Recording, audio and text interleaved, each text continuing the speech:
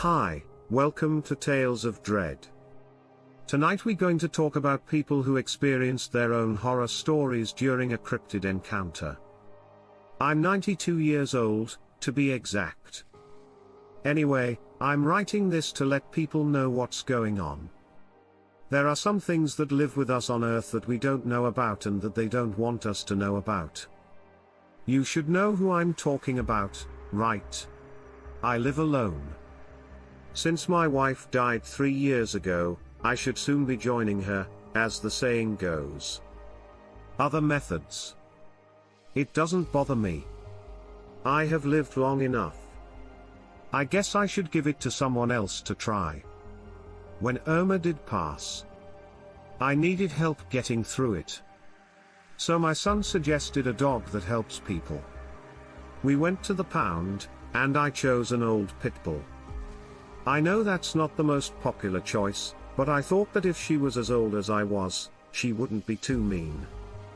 We were both lonely, so I brought her home and gave her the name Mary, after my late mother. We went together like peas and carrots. She was just as lazy as I was, and I won't tell you a sad story to stop you from listening to what I need to say. A few nights ago, Mary and I were sleeping when I heard something outside. Someone was running some kind of sharp object across the siding of my house. I no longer live close to anyone. The nearest grocery store is about 15 miles away, and most of my land is covered in trees. I didn't think anyone I knew would come all the way out here in the middle of the night to scare me. It must have been a creature. I went outside to scare it away and see how bad the damage was. The thing took off like a rocket as soon as the screen door opened. I've never seen anything move so quickly. I only caught a brief glimpse of something that looked scared before it was gone.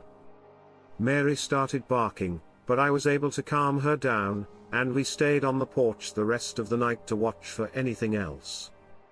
It didn't come back, and the rest of the day went on without any problems. The next night, I heard it once more. This time, it started a little bit earlier. The first time was about 2 in the morning. This time, around 10 p.m., I just fell asleep. It was right under the window of my bedroom. This time, it was Mary who heard it first.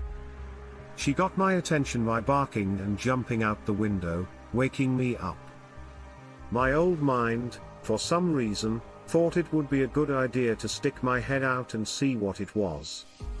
As soon as my neck was out there, I felt a sharp prick on the left side.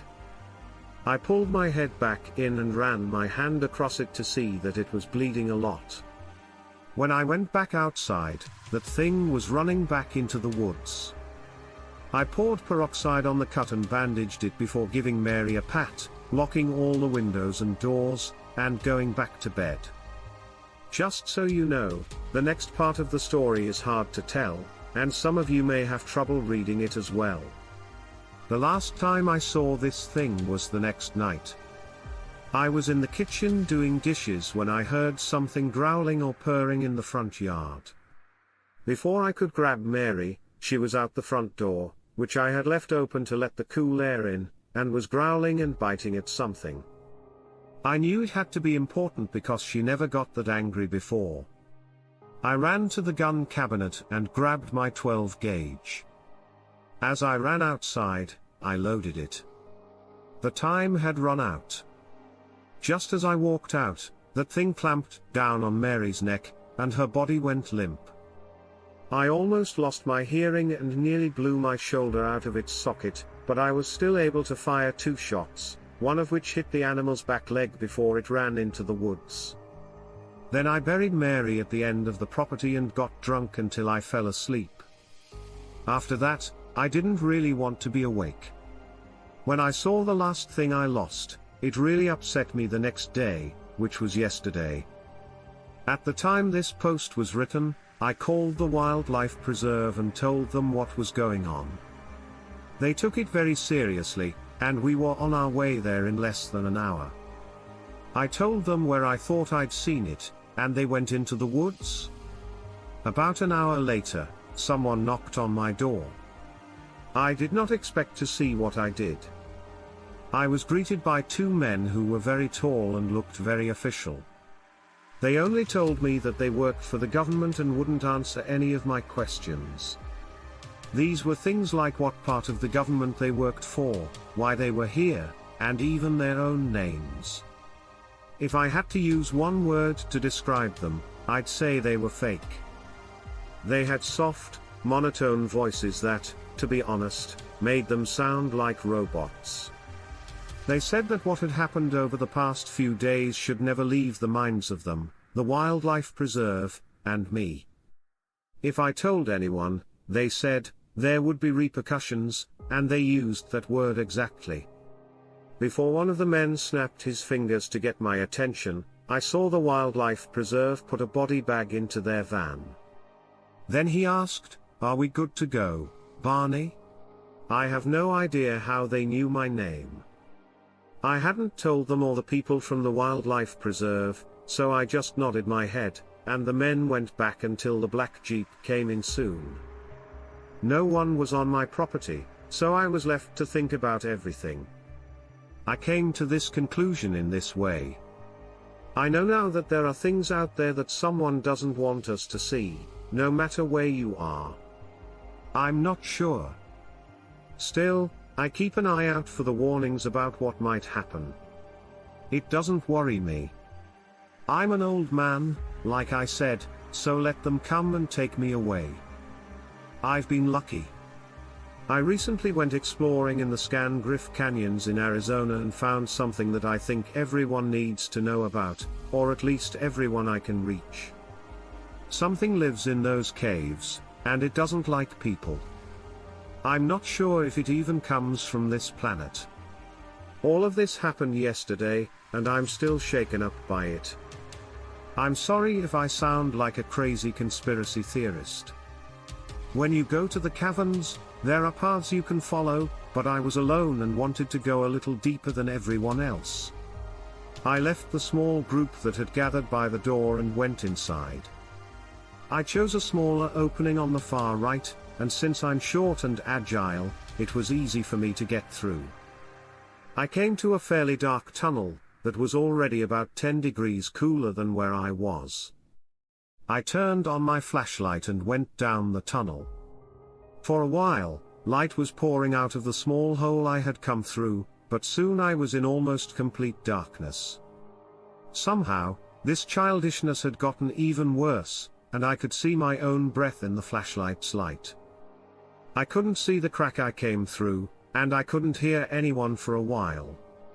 Before, I could hear people talking and laughing, but that was a long time ago. Now that I've come a long way, I came across a rock formation. It looked like it was put together in a very random way, so I thought it was caused by a collapse or something similar. So I made the decision to go back. That was until I saw a small, dirty foot sticking out from behind the formation. I was scared and worried that I might find a body down here. I went toward it. As soon as it started to move, I thought this thing might not be human. On top of that, it moved in a way that made no sense. I saw that it looked wrong. It was as white as a sheet, and the toes were way too long for a person. The nails were yellow and looked like they were about to break off. Then it took place. This thing called to me now, but it didn't say my name or anything like that. It just cried out and said, "Help. I need you." I had never heard a voice like that before. It was weak and dry, but in a strange way, it was human. I turned a corner and finally saw it. It was long, skinny, and all white. Its legs and arms were at its sides and its head was big and round. Its eyes were bright yellow, and its small mouth opened and let out a dry screech. I went back the way I had come and left that thing where it was. I was soon back at the entrance, and I was too scared to stop. I almost knocked over some guy's girlfriend when I ran into her. He tried to fight with me and even pushed me down. But I could only say that there was something inside. Both of them called me a freak and then left. I also tried to talk to other people there, but they thought I was crazy. I'm here because of that. I know that if I post this, people will criticize me, but I don't care. I need to tell people what I saw. I don't know if there was only one of those things in the caves or if there were more than one. I know what I saw, though. Take this as a warning. If you go to scan Griff Caverns, please think about what might be there. I was afraid of what was in my closet, like many kids, I think. But, unlike most kids, he was thinking about something. I know it sounds stupid to say that something that happened to me when I was a kid who ate boogers is true, but you have to hear me out. I grew up with a real monster in the closet. I don't really know what it is. We just called it that, and when I say we, I mean my parents. It started right after I turned 6. I was sleeping when the sound of my closet door opening a little bit woke me up. Up until that point, I wasn't an easy kid to scare. But when I got up and looked at the closet, I knew there was something else going on. I sat there and stared at the door, which was only slightly open, until a black hand reached out from inside my closet.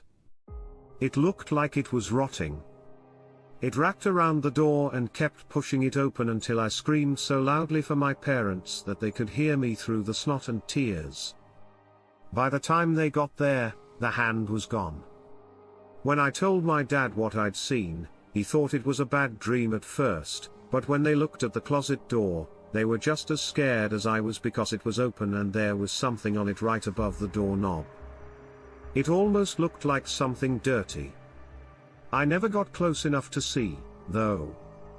Mom cleaned it up, and both of them looked in the closet but didn't find anything. I slept in their bed every night for the next year after that night. I have nightmares and times when I can't move in my sleep because of that closet. Even more things happened when I was wide awake. We did everything we could. I went to a child psychologist and we had a priest come to the house to bless it. But nothing worked except waiting a year. Since the first thing happened, not much time had gone by. And for some reason, everything just stopped.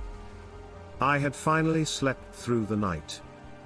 It looked like everything just stopped. I've never had it happen to me again. So, that's how I got to where I am now and why I'm writing this post. It's been 20 years since everything went wrong, but whatever scared me as a child is back in full force. 2 nights ago, I woke up early enough to get ready for work, but something stopped me when I went to get a shirt from my closet. Right above the doorknob was the same thing that looked like dirt. I was angry about it, so I wiped it off and quickly grabbed my shirt before going to work. The rest of the night was boring, but because of what happened tonight, I've decided to move. My lease is almost up, and I hope it won't come with me. Let me explain why I think this way. I was woken up by the sound of the closet door opening, just like when I was a kid, and when I looked at it, it was wide open. At the top of my closet, there looked to be nothing there but 2 deep red eyes. I jumped out of bed and slammed it shut, and then I put a chair under it to keep it shut from there on out. I drove to Walmart in town and bought a heavy-duty slide lock from my closet. As I type this, I'm in that room, and I can hear whatever lives there banging on the door. I don't think it will work, or at least I hope it won't. So, I'll keep this short because I really just want to say it. This is an old story. It happened before the internet, but I thought of it again when I was watching a supernatural show not long ago. I used to hike a lot when I was younger, and I was on a path in the woods that not many people knew about. I think it was on public land, but not many people wanted to go down there. I had been walking for about 30 minutes when they came across a large lake in the middle of the woods. There was a large rock face near the edge, and I could only imagine that someone would use it as a makeshift diving board. It wasn't very high, and you could climb onto it from the water. I looked down to see what was going on.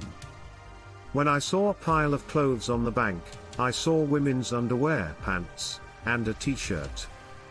I know I'm going to get in trouble for this, but I started looking all over the lake for the woman who was skinny dipping. I was a stud back in the day, so I was planning to offer to join. But just as I was about to go downstairs, she got out. It didn't feel right to go up to her, and I knew it wasn't right to just stare. But as soon as she got out, she did some very strange things. She was coughing and gagging, and she went straight up the small hill near the rock face. I knew I should have helped her, but something about her didn't feel right. I didn't know what it was until she screamed and fell to the ground. At this point, I moved back a little bit because I was scared. I watched as she picked up a rabbit, put it in her mouth, and tore into it. She used her teeth to pull the fur back and then ate everything inside, including the organs and eyes. She finally threw it on the ground, and I tried to back away, but I stepped on a branch, and she turned and looked right at me. When blood was dripping from her face, she just winked at me, ran away, and jumped back into the lake. After that, I ran back to my car and drove home. I've never told this story before, but, as I said, I thought you'd all like to know what she could have been. This was taken from a form site that had been left behind. It was very interesting to me. So I thought I'd tell you all about it here. My backyard is separated from the big field behind it by a thin line of trees. Since it's the middle of winter, nothing is growing there right now. The other morning, it was just a big empty field. But as I was leaving for work, I happened to look over there and saw what looked like something standing in the middle of it. I thought it was just branches, and I was already late for work, so I jumped in my car and drove away. For a few days, I wouldn't look over there again. I thought about what had happened as I took out the trash this time. So I quickly looked over there and saw the same thing I had seen before. This time, I looked into it. To get to the field, I pushed aside the branches and stepped over a thorn bush. But when I got there, I didn't know what I was seeing. In the middle of the field, there was a tall person. I don't think it was a scarecrow because it wasn't moving or swaying in the wind. Not only would that have been strange for this time of year, but it also looked to be at least 8 feet tall and had no clothes on. I could see legs, arms, and a small head. I got a creepy feeling from it. So, the next week, I went back into the house. I've still been seeing it. It doesn't do anything. Any thoughts? I found the following update on a different threat. Okay, it's been about a week, and I only have a very small update. Even though it's still out there, it's getting closer. It's only about 15 meters from the edge of the trees, and I'm afraid it might come into my house or do something else bad. We finally have the last post from his account that we know of. I'm a little bit freaked out, guys. This morning I need to go to work, and that number wasn't there at all. But there was some kind of black gunk all over the windshield of my car. It took me an hour to get it off, so I was late to work. This must have come from what I saw, right? I don't know anyone who would do this. Basically, it was like someone poured tar all over my windshield. I'm not sure. I'll reply to this post tomorrow and keep everyone up to date. Guys, thanks for staying with me. I think I'm not the only one living in my house. It wasn't a typo, and it's not just someone playing a dumb joke. It's an IT. I'm writing here today because I feel like I don't have any control over anything anymore.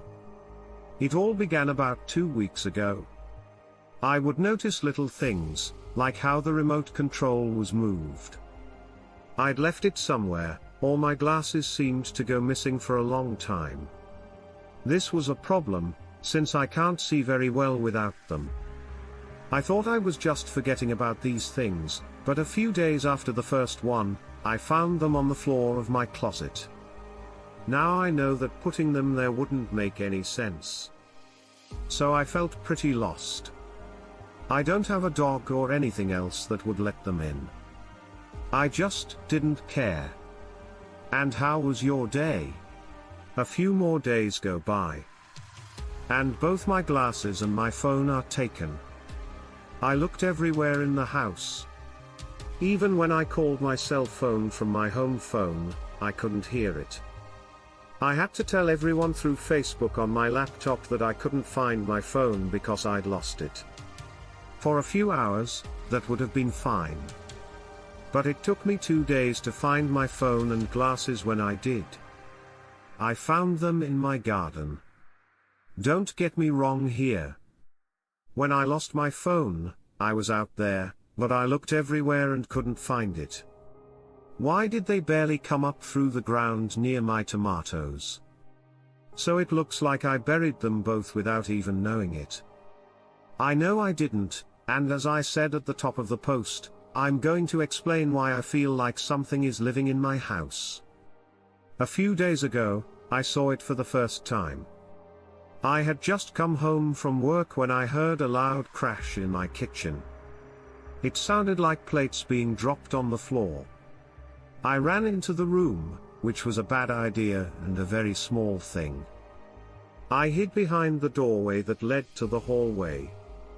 It couldn't have been any taller than 6 inches. I wouldn't have seen it if it hadn't been blue and made a sound like wings.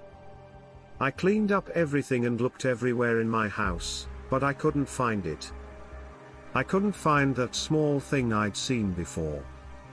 It's been a few days since the meeting, and I still haven't figured out what's causing all these problems. Still, my glasses go missing often, and sometimes I wake up with something crawling over my face. And more recently, I've been finding small puddles that, in the light, seem to sparkle like they were from a long time ago. Also, they are very thick. It's kind of like getting glue or syrup off a surface. If anyone knows how to deal with this, please let me know. I'm tired of things going missing, and I'm starting to feel a little scared. Since then, I've been. These dishes were thrown on the floor. It makes me wonder what you can do to me if this thing can do that. Everyone here has probably heard about the stairs in the woods, right? Go read that long post by the search and rescue officer if you haven't already. Well, I thought the whole thing was a bunch of nonsense, and if I remember right, we were never really told why you shouldn't walk up them. Now, I don't know if that story was mostly made up or if there was some truth to it, but I can tell you that this one is not. All of this happened almost 5 years ago, but it was so strange. I can't forget it. Behind my house are some pretty thick woods. I've been back there to look at them, but I've never gone far enough to find interesting things like streams or ponds. I decided one day in early summer to do it, since I already owned them because they came with the house. I walked for about a mile before I found something really interesting. It was a 40 by 20 foot rectangle with a cobblestone staircase in the middle. Even though the foundation was big, it was only about a foot or so high. The stairs, on the other hand, went up about 6 feet. They didn't look like they had any support, so I'm not sure how they were standing. I thought it would be a good idea to walk up to the top of them so I could see the forest better. And, as I said, I went slowly because they didn't look very stable. To my surprise, though, I had no trouble getting all the way to the top. The problem started when I turned around to see if I could see my house. A loose stone slipped out from under my foot, and I fell right to the hard, unforgiving ground. I reached out with my arms to catch myself. Imagine how surprised I was when my hand went deep into powdery, icy snow. Now, if you remember that this happened in the middle of summer, there shouldn't be snow on top of that. Even though it wasn't snowing, I woke up shivering in canvas sneakers, cargo pants, and a button-down shirt. I looked all over the forest and saw that it was full. The snow was at least 8 inches deep, based on how far my legs went into it. After I got up, the stairs were still there, which was the strangest thing. I couldn't stop thinking. Had I accidentally put myself into a coma? How come it seemed so real? The snow kept coming down quickly. So I looked everywhere for my phone, but I couldn't find it. Either it was too far down in the snow or it was just gone. I couldn't dig for more than a few seconds before my fingers went numb. Instead, I decided to just run back home and try to find something to wake me up. I was clearly not awake. I was forced to. I tried to get through the snow, but my cold toes hurt so much that I had to stop. Soon, I was in my front yard. Immediately, I didn't understand.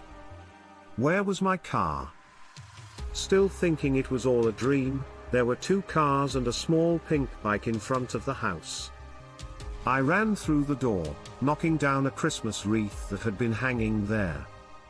I walked into my foyer, which was decorated. I had the TV on in the other room, and a man with a deep voice told me to go upstairs. Soon, he came up to me holding a bat and ready to fight. I started to move away and try to explain that I didn't know what was going on or why I was there, but he just yelled at me that I was crazy and that he was going to call the police. I tried to talk to him, but he hit me with his fist and hit the wall next to me, which caused drywall to fall to the floor. When that happens, I know it's time to go. I run out the front door and back into the woods. I made it back to the stairs and stopped for a moment to catch my breath. I thought about what had happened before I had the crazy idea to go up the stairs again. I thought that if climbing it and falling off it the first time brought me here, maybe doing it again would bring me back. I got to the top, turned toward my house, and then let myself fall. This time, the ground was hard and unforgiving, but at least it wasn't covered in snow. It seemed like I was back where I needed to be, the sun was shining, and I was fine, even though I had a headache. I walked back to the house. This time, it was my car outside, and no one was waiting for me with a bat when I went inside. Now, I know that everyone here is trying to figure out what the hell happened, but I believe that when I fell into the past. I know that sounds crazy, but hear me out. After everything happened, it took me a while to really think about it. But the person I ran into was the original owner of the house I bought. His daughter had just gone to college, so he had to get rid of some things. It was perfect because I'd always wanted a big house so I could have a studio for my photography. I remember the conversation so well because he went on to say that something scary had happened to them about 10 years ago.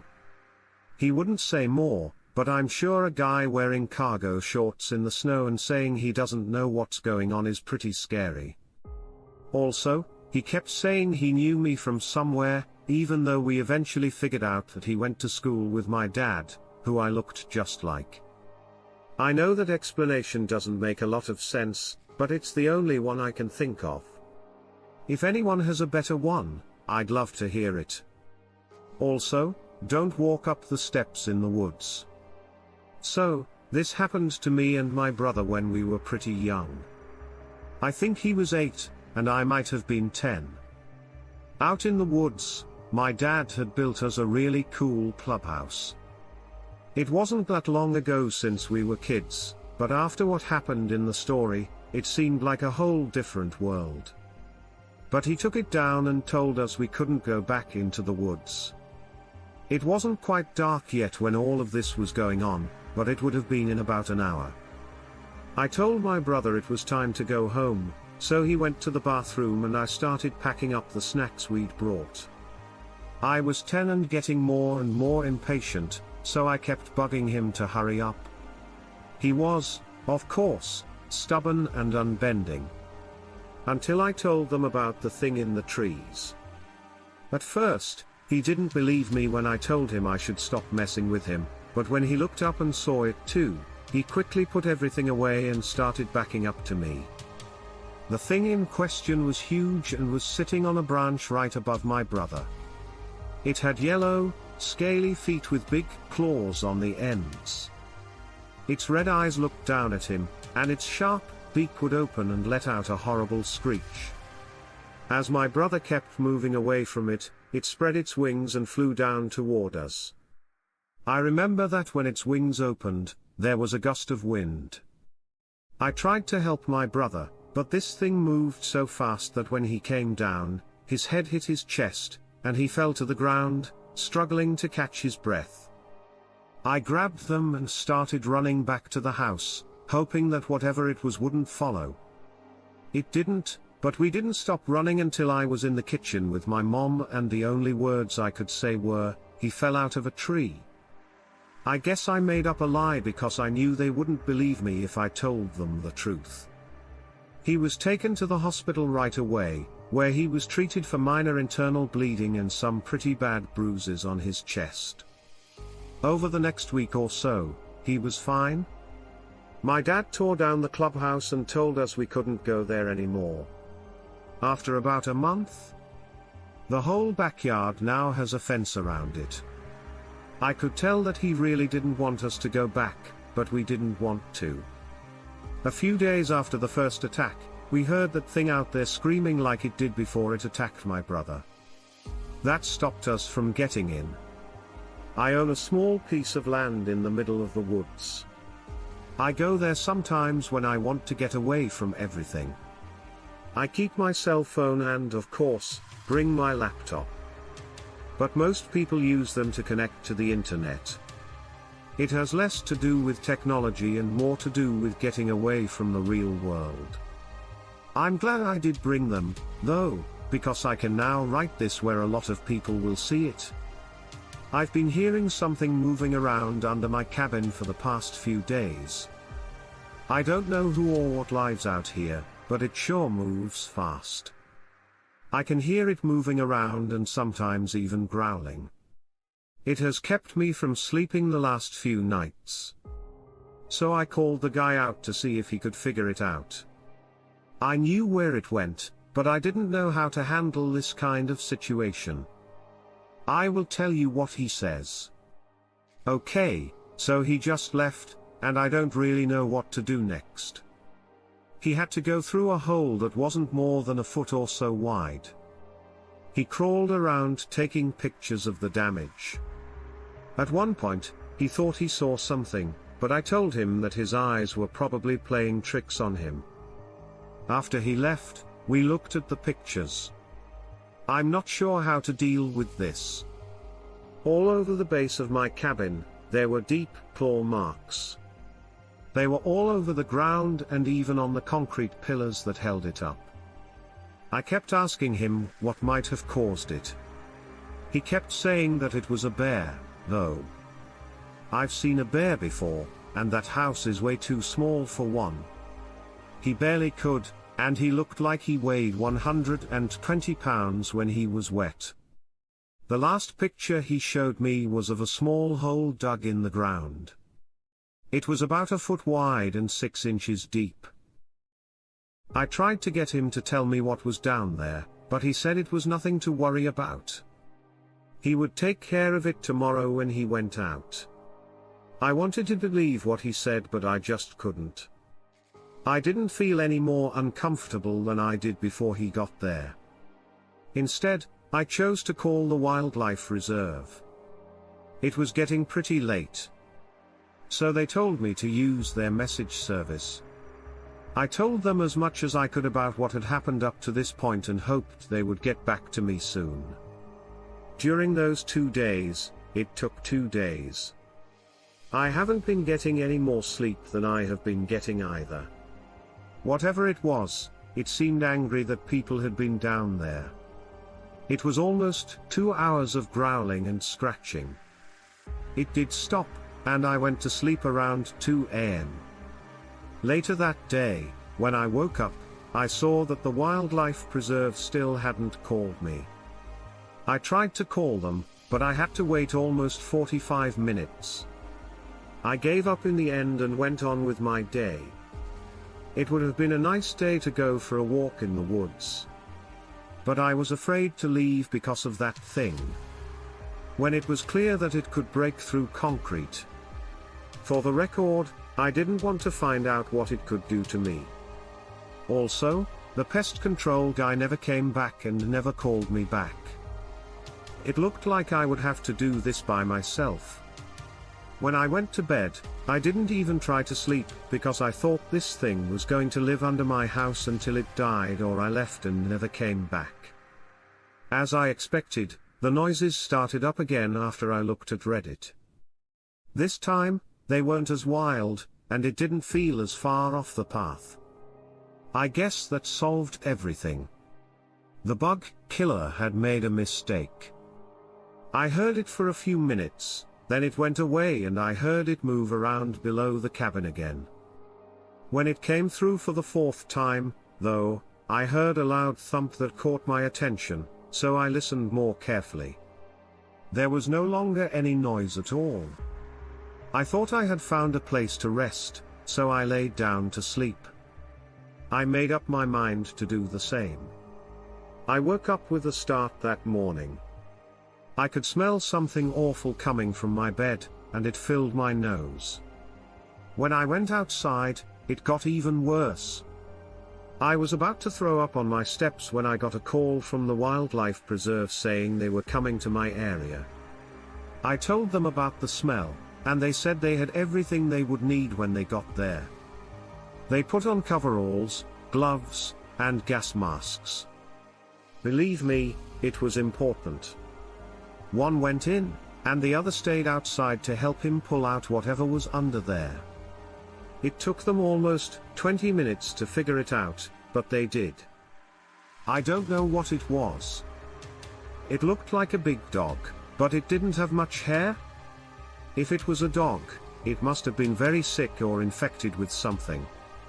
What happened was that it ran back and forth so fast that it hit its head on one of the beams and broke its own neck. They told me that it had turned a deep blue-gray color overnight, and as they moved it, I could hear the men in their masks gagging. That was how bad the smell was. They put it in a bag and went back under the house. When they did, they found 6 small, I guess I'll call them cubs, dead in the hole it had dug. The workers thought that they were all stillborn. Later, they told me that they had to call someone to come clean up the mess and that I should just leave. I'd rather not fight. So I did that, but I haven't heard anything back yet. It's been a few days. I'm starting to think I found something I shouldn't have, but I'm afraid to go back and check. When I was a kid, I loved to go exploring. So, when we moved to a new house, I saw that there were woods behind it. I was probably between 10 and 11 years old when this happened. We've been there for a few weeks, and I've been begging my parents to let me go into the woods, but they won't let me. They said that's why the fence was there, to keep the little kids who were too curious out. My dad said, well, the fence wasn't going to stop me. You see, when I looked at the fence posts the first day I was there, I found one that was pretty loose. I knew that if I pulled on it hard enough, it would break and let me through. I waited until my mom was on the phone and my dad was at work. I went outside, climbed over the fence, and went into the woods. Seeing all the tall trees and being able to stand under them, was almost like magic. I remember being so amazed that I didn't want to waste any time. I went looking for something interesting. I found a path that looked like it had been used a lot, possibly by the kid who lived there before me. As far as big roots and thorny bushes go, it wasn't too bad. So I started running and tried as hard as I could to keep it up. I was soon standing on the edge of a small creek. At this point, I knew I might have gone much too far, but I still wanted to keep going. What I saw on the other side of the creek, though, made me forget about exploring. What looked like a severely injured grey wolf came up to the stream. I should say that the stream was about 3 feet wide, so I didn't feel like I was in any immediate danger. It had a big cut on its side, and the more it drank and howled in pain, the more I wanted to help, but there was no way I could have gotten to it. Then something started to happen that gives me nightmares to this day. Nearly 20 years later, this wolf, and I wish I were making this up, started changing into a man, a full-grown man who was completely naked. There were screams of pain and fear coming from the house. He looked up at me and yelled for me to get help. I didn't know what I should do. That's why I just ran home. I got home before my mom realized I'd been in the woods. I told her I'd been running around the yard to explain why I was out of breath. She laughed it off because kids do the silliest things. But I was scared on the inside. I still haven't told my parents what happened that day. Actually, this is the first time I've ever told anyone about it. Can I have seen a shapeshifter or a werewolf? The events of this story take place over a few years. We were very young when my sister and I first met. We were both 8 years old. We were just hanging out and playing a silly game on the floor in our room. When I started to feel really cold, I thought she must have felt the same way. But she was watching us, and whatever we were doing didn't seem to bother her. I looked everywhere in the room for a clue. When I saw a black figure standing at the foot of her bed, she must have looked up soon after because she ran over to me, hugged me while crying, and buried her face into my chest. When I held her there, that thing went away.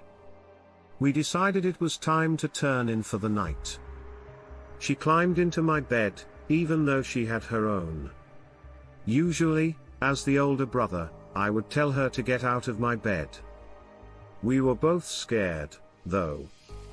There was no way to avoid it. We fell asleep quickly. I can still feel how she was shaking. She was terrified. I thought everything would be done. We had just barely made it to morning when we woke up. The sound of her coughing and choking got me out of bed. Her mouth and eyes were wide open, and a thick cloud of black smoke was floating above her. I knew she would be mad if she knew what I had to do, so I pushed her off my bed and yelled for my parents. When they came into the room, my sister was crying and hugging me just like she had earlier. I told them every single thing. When I told them about seeing the figure or coughing and choking, they both looked worried. It threw me off. It was a knowing look between the two of them. But I quickly forgot about it because they offered to let us sleep in their room with them. Since they had a big bed, it didn't matter. I think it was something like a California king. After that, we all went to sleep quickly. No matter what, we wouldn't have to deal with that thing again for a while. In reality, it would take 6 years. I was playing some video games in my room late one night. I know it was late because, as it turned out, I had to turn my TV down pretty low. My sister would still be alive if I had felt like going to bed. When I heard her coughing and choking in the other room, it was the same coughing and choking I had heard years ago. I ran to her room, but it was closed and locked. Her door didn't have a lock, so remember that. My parents said she couldn't have won. There was no reason for that door to be locked. The sound started to fade, so I did what I thought was my best and ran up to my shoulder to hit it until it finally broke. Then I saw something that was really scary. My sister was in the air, about a foot above her bed, and there was black smoke all around her. I yelled for my parents and ran over to grab her, but as soon as I touched her, she fell to the floor. Around this time, my parents came home. My sister got back to herself, and my parents told us all to go to the living room. They sent us down there and dropped a bomb on us. When my mom said those words, it seemed like a lie, like we were in a movie. She said, "There's something in this house. And for some reason, it's going after Julie." I won't write down the whole conversation, but all you need to know is that we left the house the next day, rented a U-Haul, and found an affordable place to live near some of my mom's friends. My sister and I had to share a room for a while, but not long after we moved, I had to leave for college. Even after all this time, nothing had been done. Nothing else has happened to any of us for almost another 6 years. I live alone in a studio apartment, and it seems like whatever was in that house stayed there. I'm lucky that my rent is so low. I can take care of myself with the money. Companies pay me to write great things about their products. Someone has to do it every month, even though it's a dirty job. I've been a single mom, my dad, who just lost his wife, a struggling college student, and whatever else they need. Since I type so much, I've heard that mechanical keyboards are all the rage. I didn't understand why people loved them. If something clicked every time you hit a key, it would get pretty annoying. Before I bought one, I thought that was the case. It made me change. Funny thing is, I bought one of the ones that click, but enough about keyboards. Here's what went down. I had just finished my last review of the day and was getting ready to go to bed. I opened the lid, plugged in my phone, and got ready for another hard day's work. Just when I was getting sleepy. But I heard my keyboard click slowly 5 times. I got up and looked around, but my monitor was still off. Most of the time, my computer will wake up when you type on keyframes or move the mouse. That didn't happen, though. I thought I might be going crazy, so I just went to sleep. The next morning, my alarm woke me up. I got up, took a quick shower, cooked some eggs, and then went online to look at new listings. It was a slow day, but I was able to find one that I could finish quickly. I applied, and a few minutes later, I was accepted. When I went to open Word, I told my eggs to get to work. It was already open, though. There was also a new document with just one word written in it. Hello. I sat there and watched the blinking cursor for a while before I just hit the delete button. Getting back to what I needed to do. When I was done, I felt a little scared, so I went to get some McDonald's. I thought that the disgusting things on the food would take my mind off of things for a while, and it did. But I knew I would have to go back at some point. I just stood outside my door for a while when I got home because I could hear it again. It was much faster and angrier, and for a moment I thought it wouldn't stop once it did. But I walked in and looked at the screen of the computer. "You can't ignore me" was written over and over again. After a few seconds of watching the blinking cursor, I decided to call a friend. I told him I would be over for a while because my computer was acting up. I didn't explain everything because I thought he would say I was crazy if I did.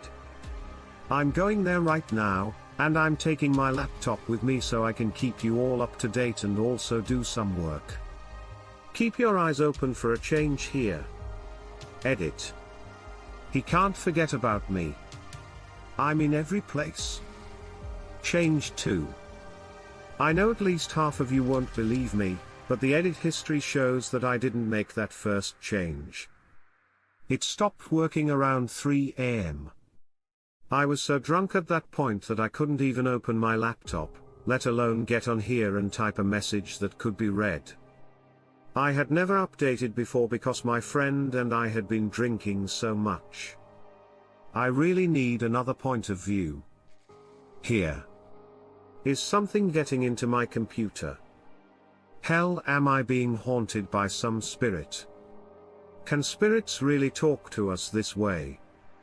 Is there such a thing as a mimic spirit? That's my question, and I'll tell you all my whole story so you can hopefully help me out. In my apartment, I live by myself. The other night, I went straight from the kitchen into the hallway when I left. Now, the hallway goes straight to my room, and the only light on was the hallway light, which I planned to turn off when I reached the end of the hall. But for a split second, something stood in the doorway of my bedroom. After all, it was all black, so I thought it was just my shadow. It went where I went. But then I started to think about it in depth. From behind me, there was no light. If anything, my shadow would hardly be there at all. As I stood there in the light, I wrote my eyes to see how I was doing. But when I looked up again, the shadow was now only a foot or so away. I was so shocked that I dropped my phone and ran to my car to get away from the situation. Since I didn't have my phone and couldn't get in touch with anyone, I just drove to the nearest grocery store, which was open all the time, which was lucky for me. I hung out with the overnight guys the whole night while they put away all the stock. I know it sounds crazy, but if a shadow follows you everywhere you go, you would try to find peace too. The next morning, I went back to my house, and as the day went on, everything seemed fine.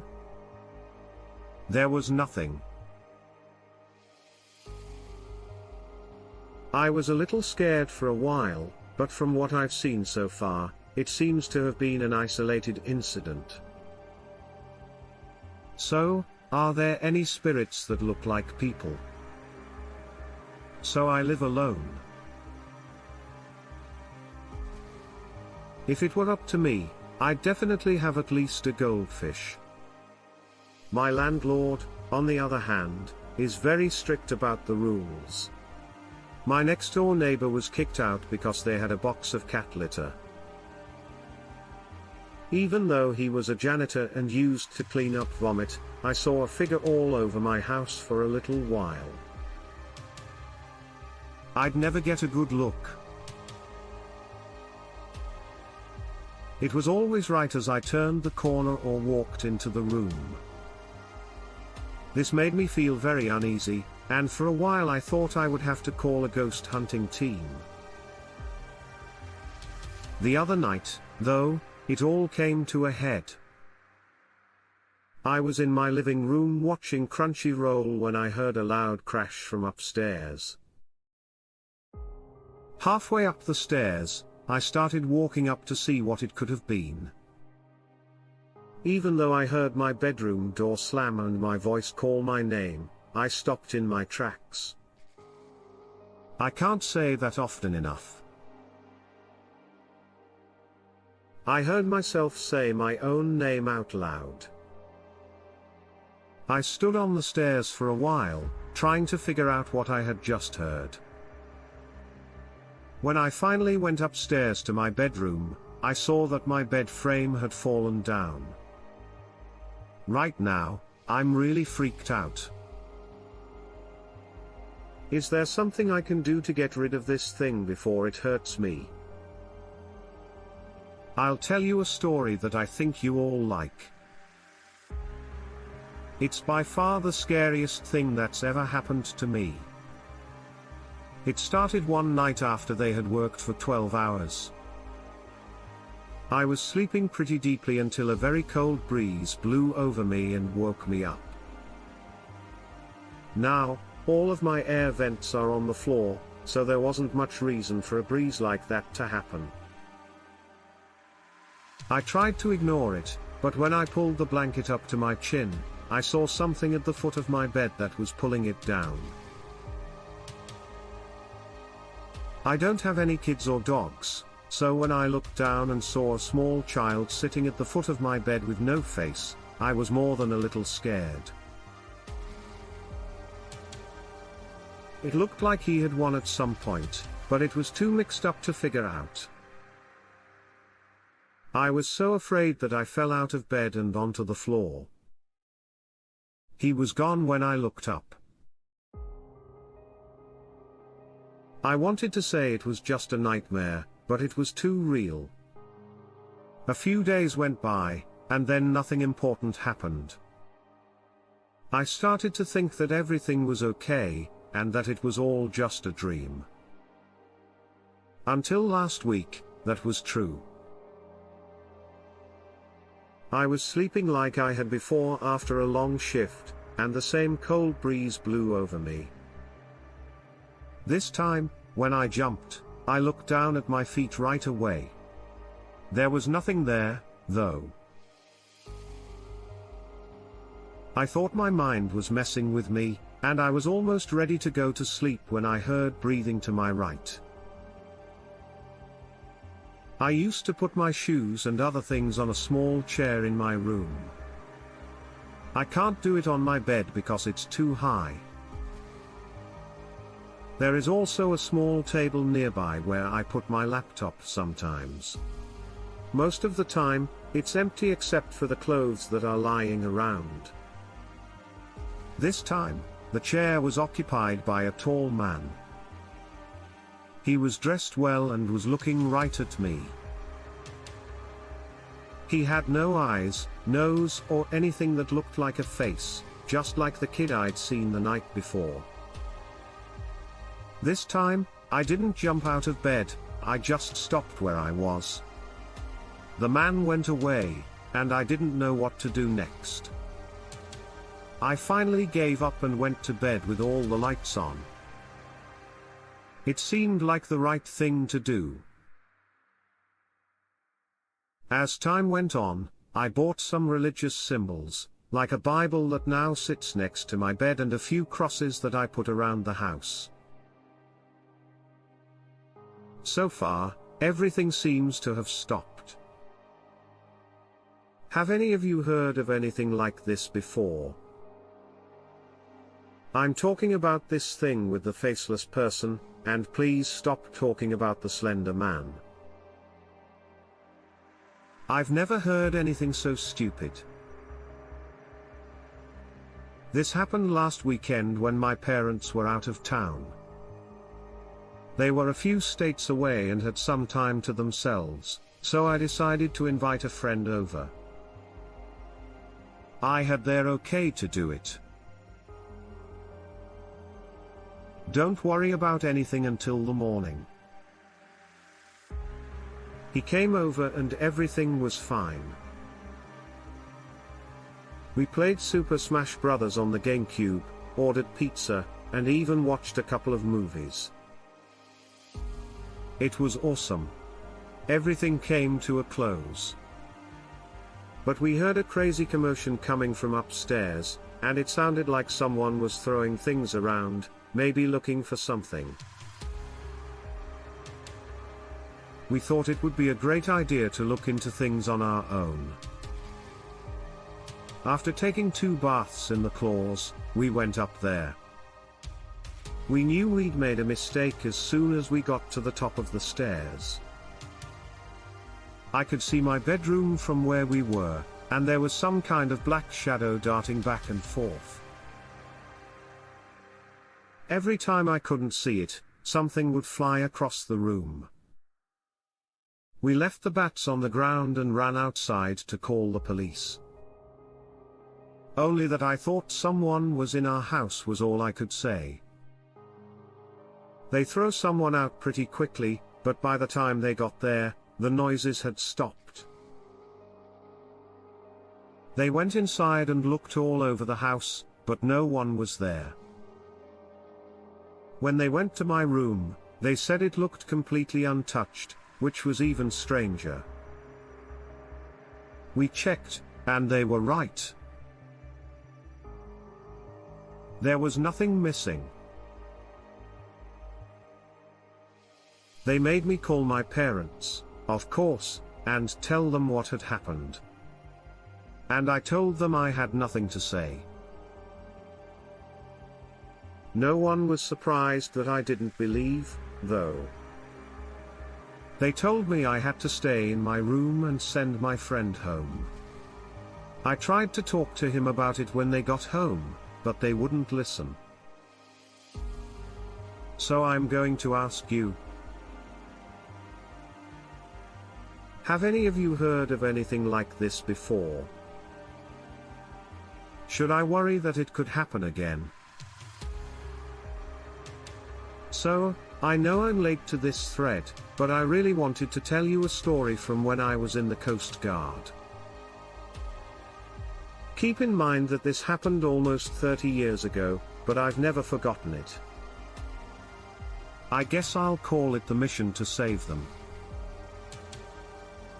We called it that for the rest of the time I was with them. It was a story, though. We talked about it a lot among ourselves and made sure to tell all the new recruits just to scare them a little. But, to be honest, I'll never forget it because it was so scary. It starts out as a normal night on the water. We were at anchor and keeping an eye out for any other ships that might come by. When we got a call for help from a boat about 5 miles away, we left right away. They said that they were taking on water and that we were almost going over because the tides were so rough. I had read earlier in the day that a storm was supposed to come from that direction. So I knew what we'd be doing when there were big waves and a lot of rain. When we got close to the ship and saw that it had already flipped over and was going down fast, I couldn't have been more wrong. I think more than 50 men, all of the crew, jumped ship and swam as fast as they could to us. To my horror, they were all yelling for help, but most of their screams were cut off because they were being pulled under the water by something. At first, I thought it was a school of sharks, but I was wrong again. Before I realized what was going on, I may have helped about 10 people get on our boat. I made it a point to help people who were being dragged down. I reached down to grab someone and pull him onto my lifeboat, but as soon as he grabbed my hand, a webbed green and black fin reached out and grabbed him by the face, pulling him down as he screamed. It was very bad. He did everything he could to fight. But from what I could tell, this thing was too strong. When it took him down, it was all black and green with big scales all over it. His mouth was full of water, which made a strange gurgling sound. At the end of this thing, I saw a big tail. At that point, I started to zone out. I think it was because I was so scared. I didn't know what was happening. My whole mind went on autopilot, and all I could think about was getting the people I already had on board. That night, we saved a lot of people, but not all of them.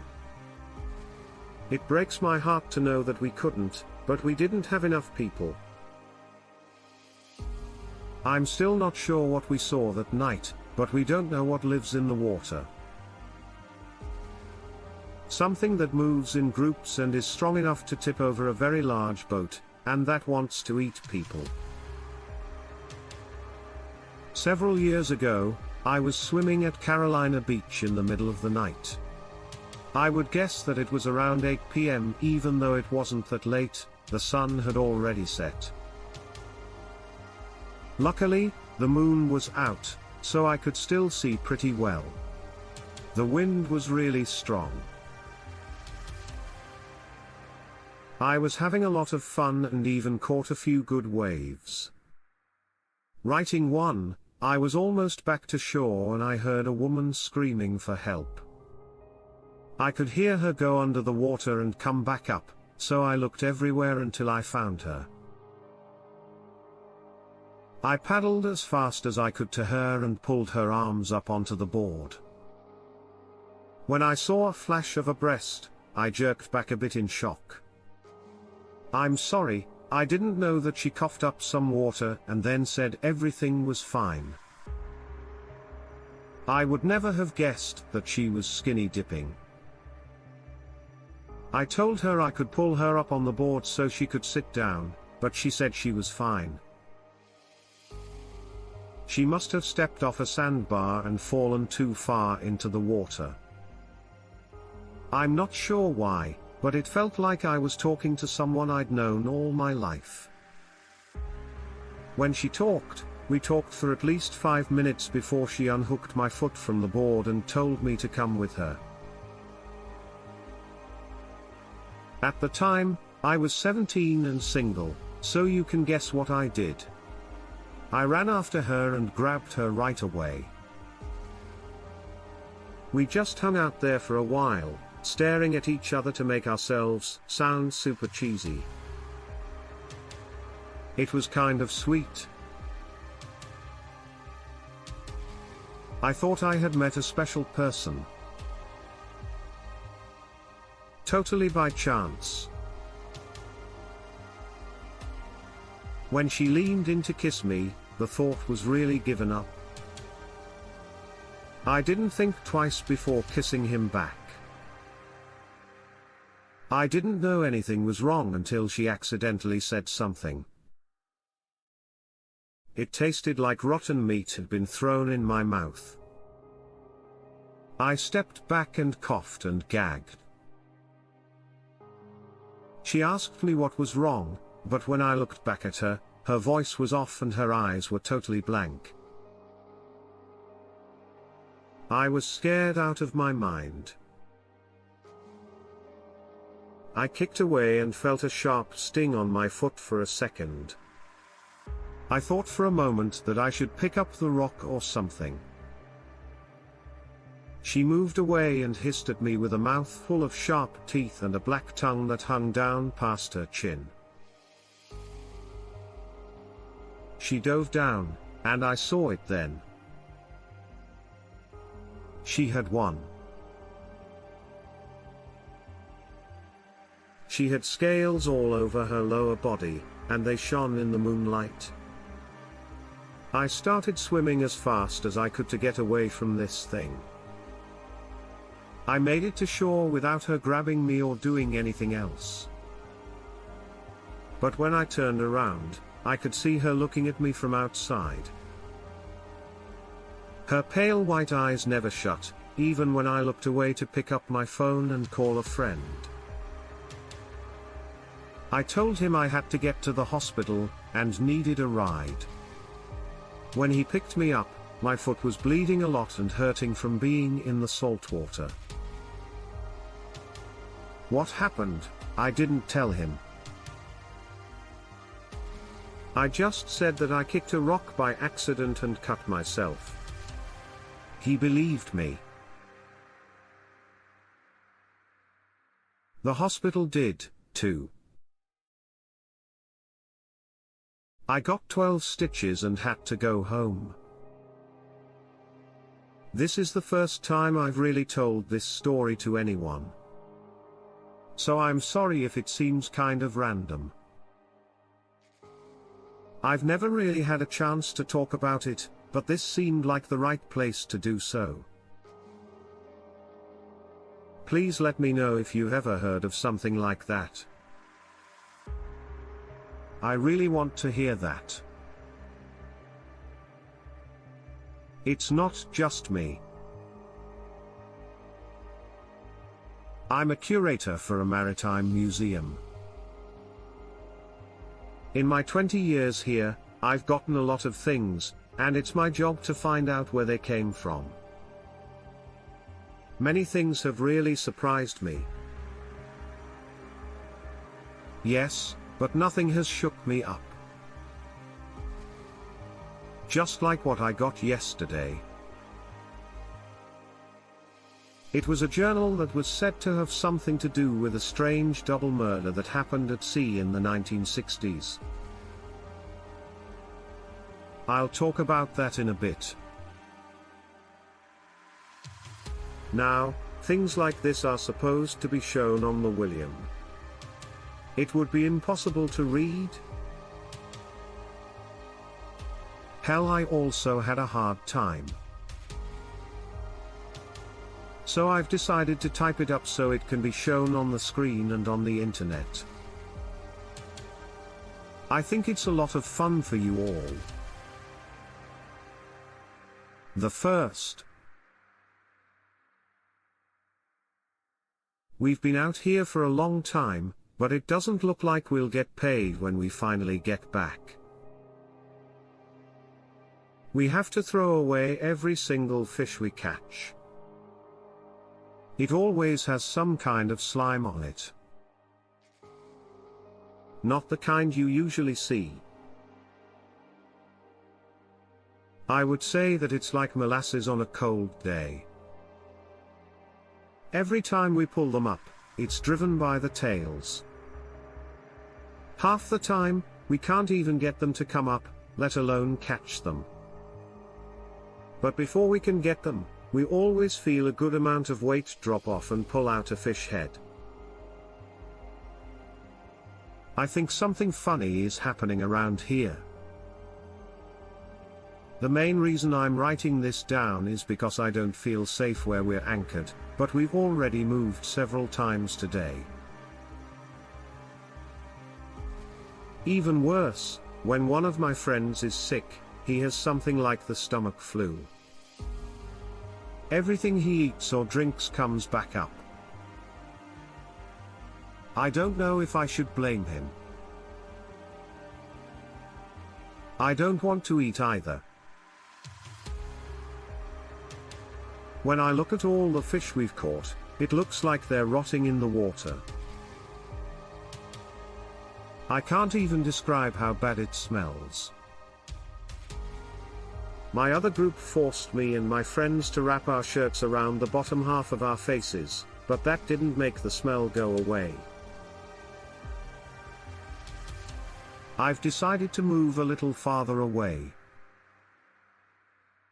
Maybe there's something in the water that's making all the fish rot like that. We're going to try to get away from whatever is doing it so we can catch something good. I have to pay my bills and feed my family. With dead fish, I can't do that. Entry to my crewmate woke me up this morning.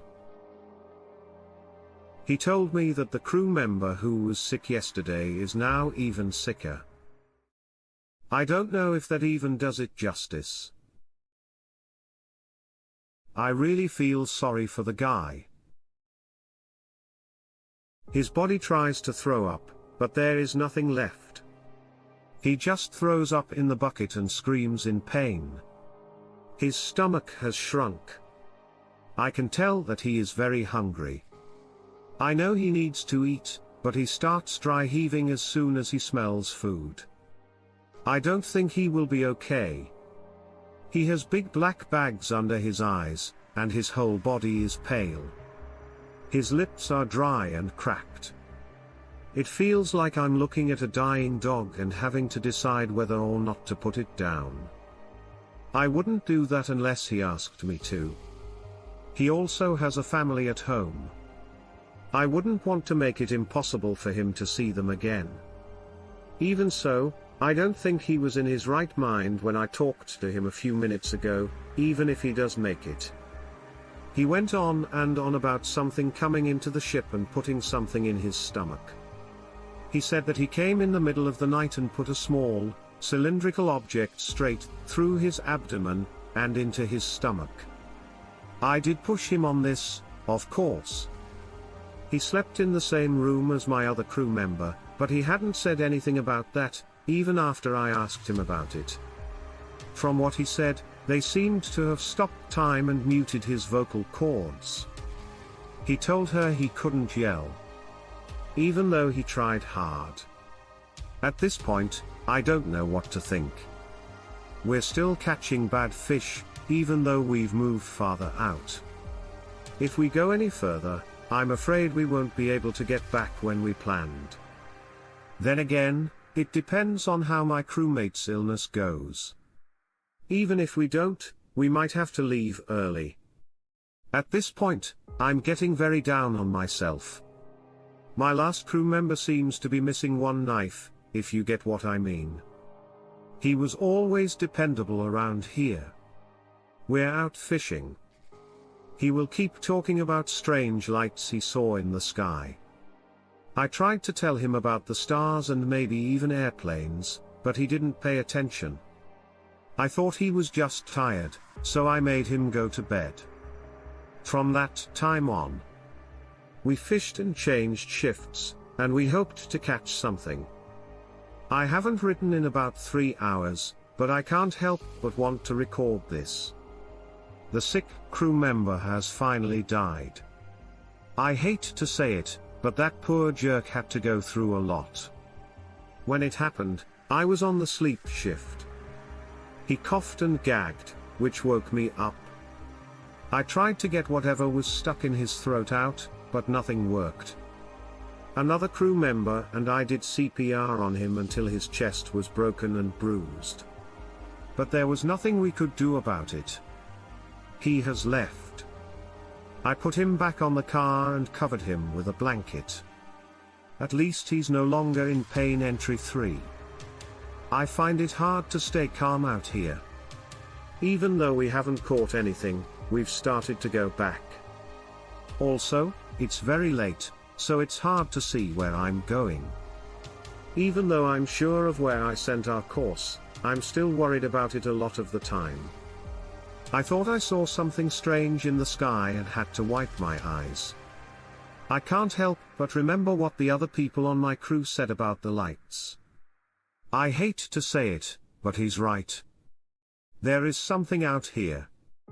No, my mind's escaping me. I understand. I just need some sleep. I'll finish this hour and then switch with the other person on my crew. He should be able to make sure we stay on track. 4. I can see where I'm going off in the distance. I'm ready for what they'll say. So I'm going to write it down. It's not the babbling of a man who's gone crazy. I promise that when I tried to go to sleep, my crewmates yelling in pain from the deck stopped me. I ran out to see something that I'm not sure how to describe in writing. It was tall and skinny. Its head was big and round, and it had big black eyes on it. My friend was screaming because this thing's 3 fingers were in his mouth and eye sockets. They seemed to give off some kind of light, and it sounded like he was being burned from the inside out. Not long after this thing saw me, it went away. When I went to help my friend, he had just fallen to the deck and was shaking violently. His eye sockets were black and burned, and there was blood and bile in his mouth. Soon, he stopped shaking, and that's where I am now. I think I'll get where I'm going in about an hour. I just hope that people who come here and find us will believe me. I don't think so, but a man can dream, right? As you may have guessed, that was the last entry. No one thought him. The lawyer tried to say that it was clear that he wasn't in his right mind during the trip, but for some reason, that argument was thrown out. I think this journal might have had something to do with it. They said that he wrote it all in one day to try to cover up what he had done. People say he poisoned the first mates and cut up the second one very badly. Not long after they got back, The two men were buried, and the captain was sentenced to life in prison. Almost 20 years later, he died in prison, and he never changed his story. I don't know how I feel about the whole thing. I know that the story in the journal could be true because of the article I found, but what if he did write it all down in one day? When you think about what could have happened or what did happen, it's really scary. I'm not sure. I guess it will always be a puzzle. We had been seeing each other for about 6 months. We met through mutual friends, and we had a lot of fun with each other for a while. We had a good time together while giving each other just enough space. But after about 3 months, things started to get worse. First of all, and I know I'll get in trouble for saying this, the sex wasn't very good. I don't know, I didn't see the link. A lot of people talked about. It was just sex with no point. I tried to get over it because I thought things would get better, but after 3 more months, I finally realized that we just didn't get along. I called her and asked her to meet me after work at the Starbucks in town. I don't want to tell her over the phone, but I did say, we need to talk about something. We met up, bought some coffee, and talked for a while before I finally dropped the ball. I thought she would cry, but to my surprise, she didn't. She said that she had been feeling the same lately and that it was probably for the best. I thought everything went well. We gave each other a hug and then went our separate ways. It felt like a weight had been lifted off my shoulders, and when I got home, I felt like myself again. I went on Xbox Live with some friends, and soon I was back to being single. For a few days, this was my life. In fact, I don't want you to think I'm a bad person because I got over her so quickly. There wasn't much chemistry between us from the start, so I guess I never really got close to her. After a few days, I came home from work to find her sitting on my front porch.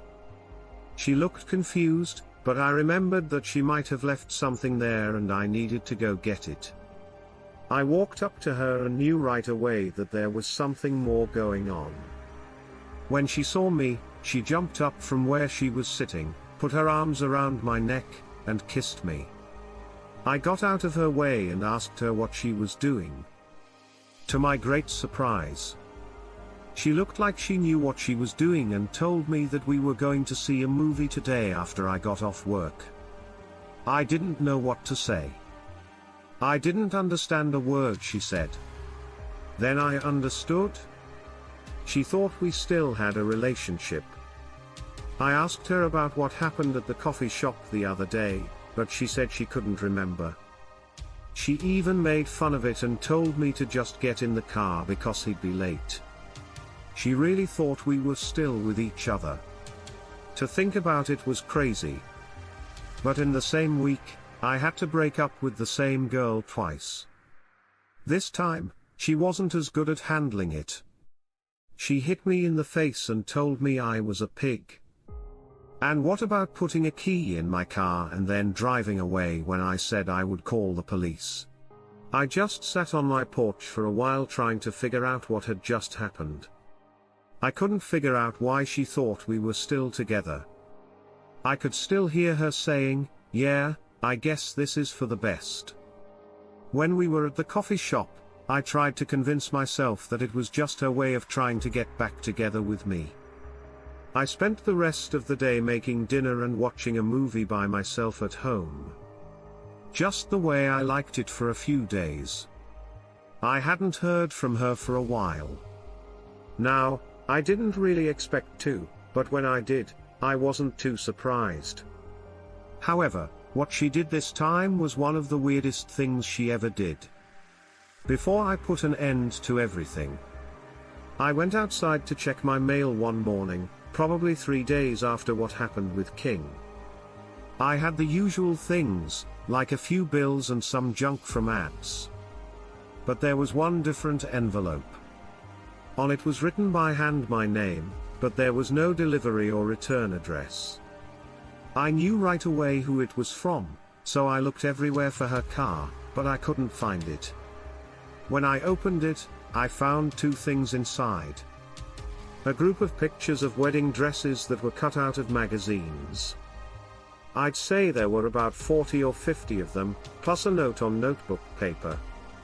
I won't type it all here because I no longer have it.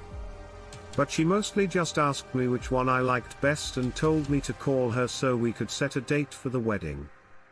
I just threw everything away and went inside. I had the day off and planned to just sit on my behind and not deal with anything. This worked out well for me. The rest of the day went without a hitch. All of this came to a head with what happened that night. It was late, maybe 1 or 2 in the morning. My heart dropped when I heard my security system chime and say front door in a robotic voice. It would only say that if someone had used the key to open the door and come in. If the door had been forced open, it would never have said that. The alarm would have gone off right away. I took a bat out of my closet, and headed downstairs. I was scared that someone had picked my pocket and was now walking around my house, but I stopped and listened about halfway down. I didn't hear anyone rustling through things or strange whispers that sounded like a group of thieves. I did something much worse here. I heard pots and pans banging together, then the sound of my gas stove top clicking, then I heard a woman whistling, and I finally knew who was in my house. He came back.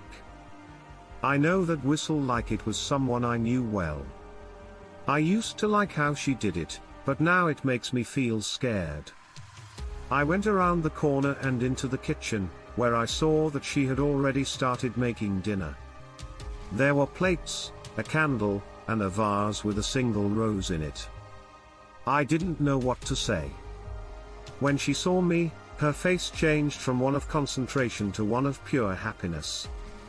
She ran up to me with a big smile on her face and gave me a big hug. Keep in mind that she was still holding a knife. You can say whatever you want about me, but I pushed her to the ground, ran upstairs to my bedroom, and locked the door. Once I got there, I called the police and told them what was going on.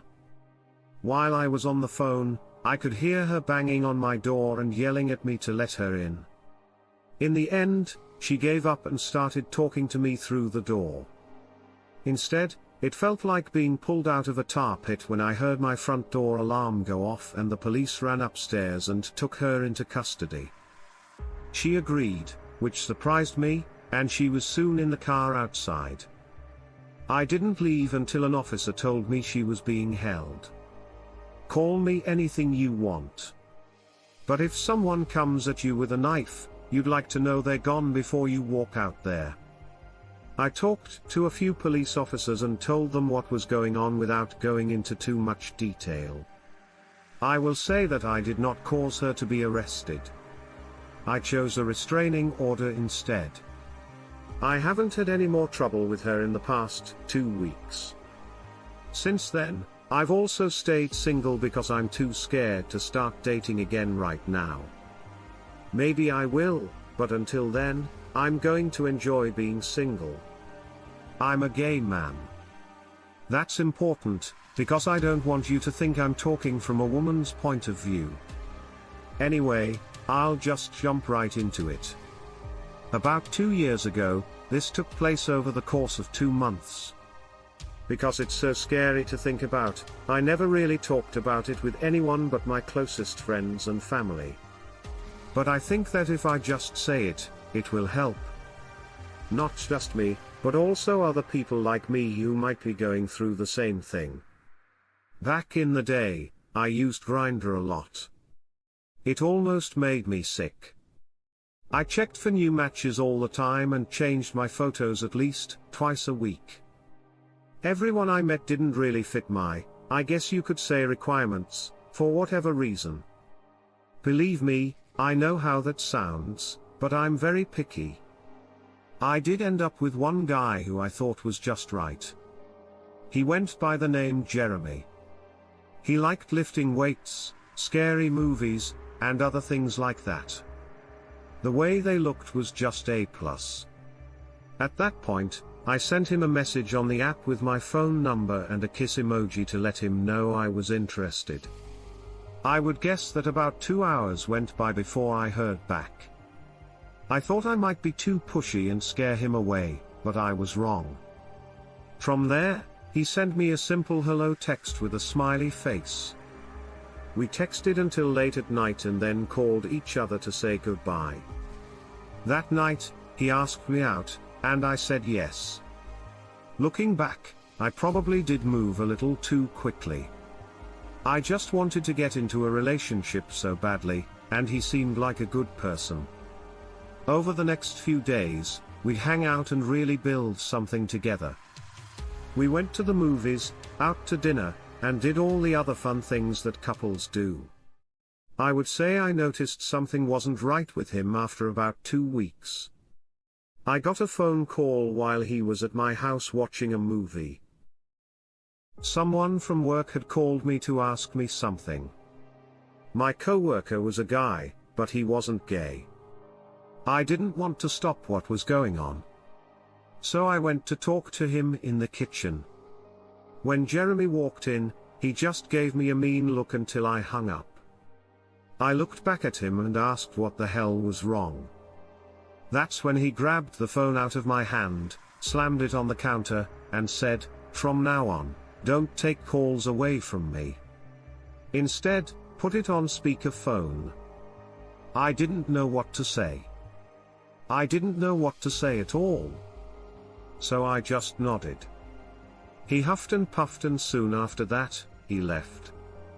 Should I have stopped there? When I saw him like that, I was afraid of what he might do to me. I wasn't a very big guy, and he was almost as big as a bodybuilder. Later that night, he called me to say he was sorry. I forgave him, and we were soon back on good terms. After a few days, we both seemed to have forgotten about what had happened.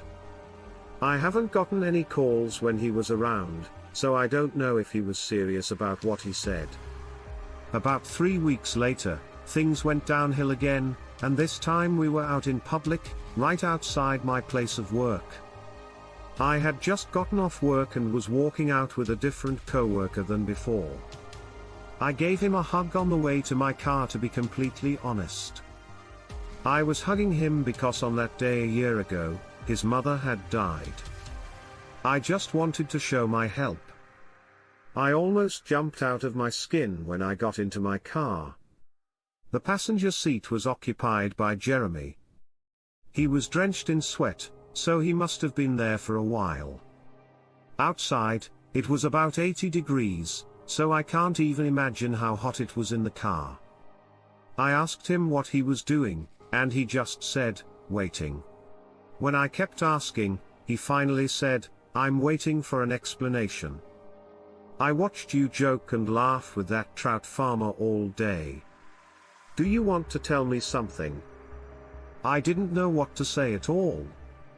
I told him that he was just a friend, and then I told him why we were hugging. I didn't even understand what he meant when he said he was there all day.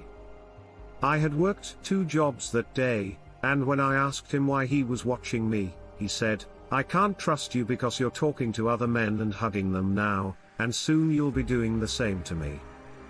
I told him to stop by putting my hand up. I told him to get out of the car and not talk to me again. We were done.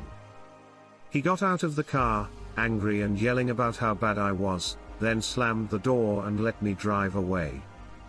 I went home, showered, and yelled at myself for thinking he was a good person.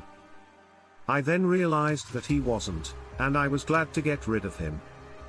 Obviously, this story wouldn't be much of a warning if that was all that happened. I didn't hear from him again for about a week. I changed the locks and blocked his number so he couldn't get in touch with me, but he kept trying. A couple of times, the police had to come to my house to get him to leave. He would park outside and just sit there, staring up at my window. I finally got a court order to stop him from coming near me. It did its job for a week. I began to feel a little better and had even began seeing someone else. When I got up in the middle of the night to go to the bathroom, he really went too far when I saw a post-it note stuck to the mirror. It only said hello and had a little smiley face on it. I ran out of the bathroom and looked out the window of my bedroom. His car was outside, but he wasn't in it. He must have been somewhere in the house, so I closed and locked my bedroom door and called the police. I was told to hide under my bed and wait until an officer told me it was safe to leave. I don't remember much about what happened because I was more worried about staying safe. All I really remember is seeing the lights from the window and hearing a bit of a fight outside my bedroom before the buzz of a taser went off and someone fell to the floor. Not long after that, I was told it was okay to leave and that he was in custody. He was put in jail. I don't remember what he was charged with, but after that I never saw him again. I quit living there. I was seeing someone at the time and moved in with him. I was even able to get a job transfer to a different store. I'm still with the guy I started dating after I broke up with Jeremy, and I couldn't be happier. I hope this story teaches you something. Be careful who you put your trust in, and pay attention to the signs. I feel the same as I did a few years ago. My friend who lives in the Philippines asked me to come to his birthday party. I said yes right away, and the next day I was on my way out. Once I got there, I stayed at his place to help with costs and other things. His birthday wasn't for another 3 days, so he took me to a few places nearby, but I was more interested in the forests. I loved taking pictures of animals and nature. So I thought a good picture of a president would be one from a place close to his heart. He had grown up here, but he had never really gone into the woods. I had to wait until the day before his birthday to find out why. I wasn't scared of the woods, so I knew going against his wishes wouldn't be a big deal. I went out by myself to find the perfect picture. As soon as I stepped into the forest, I was stunned by how big and full it was. It was so lush and beautiful. It was just as frightening. But because it was easy for me to get lost, I stuck to any makeshift trails I could find and was on my way before I knew it. I don't know where I am at all. I was pretty sure that either I had passed the same stream 4 times or I had gone so far. I walked the whole thing, and since I was pretty sure it was the second, I decided it was time to go back. I had already taken a lot of great pictures, and the sun was starting to go down because I heard a voice from above me as I walked back.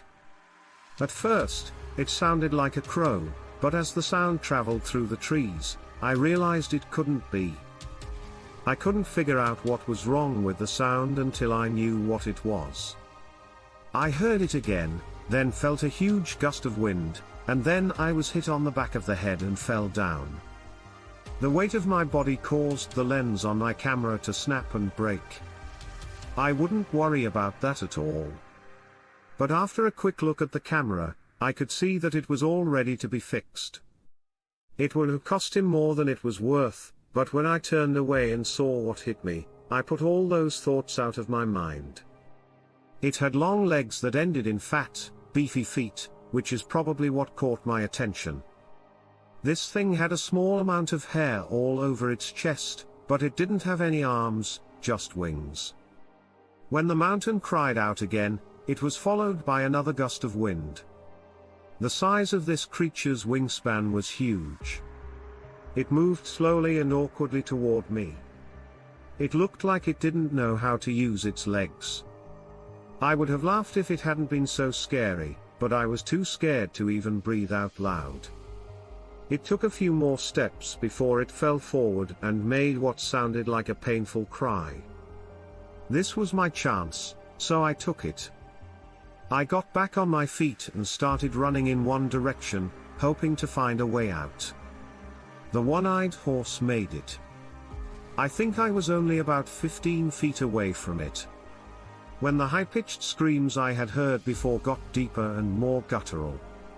I turned around because I was curious, and I saw this thing fold its wings into its body and grow fur all over it. I can't really explain what happened, but I will say that it changed into what I can only call a wolf. A wolf was smaller than it. I'd say it was about the size of those stupid little cars you see driving down the road. I soon had to run for my life again. I didn't know if this thing would chase me, and I was sure that if it didn't, I couldn't outrun it. Luckily, it seemed too weak or not hungry to chase me. I did get back to my friend's place in the end. He asked about the camera as soon as I walked in. When I told him the story, he looked like he couldn't believe it. He told his own story in answer. What happened to the Oswong? There's a long story about the Oswong that's too long to tell here, but it's said that it lives in the Philippines forest and can change its shape. From what he told me, it's very dangerous. As you might guess, I didn't want to believe him, but I couldn't really say anything against what he said. I mean, when it came down, my head was still hurting from where that thing hit me. I didn't think I was crazy. As the days went by, I was able to get pictures from the SD card in the camera, but I didn't catch any of the creatures I hadn't expected to. My camera was broken, and getting to safety was more important to me. I can't give you all the details because this happened to me about 5 years ago. I'm an avid hunter. I know that will make some people angry, but I had to put it in there. So now you know why I was in the woods when it was well below freezing. This story takes place in the North Carolina woods. When I was at a hunting lodge with a few friends, we would always get together out here for a few months of the year. There have been a few scary things we've seen. Yes, but I didn't think I'd ever see Bigfoot. I was in my tree stand looking out over the forest, and my friend was in his a few hundred yards back. We both had walkie-talkies, just in case. I said it was about 5 p.m. when I saw something in the distance. I couldn't shoot at it because it wasn't close enough, and I couldn't tell what it was. I only really knew that it wasn't a deer because it was dark, almost black, and very tall. Based on how far away the tree was, I guessed that it was 7 or 8 feet tall. Once I really focused on it, though, I could see that it had hair all over its body, and I quickly figured out that it was facing away from me. I went to my friend's house and told him what I was seeing. It was hard to keep quiet. I was really happy about everything. I've never seen something like it.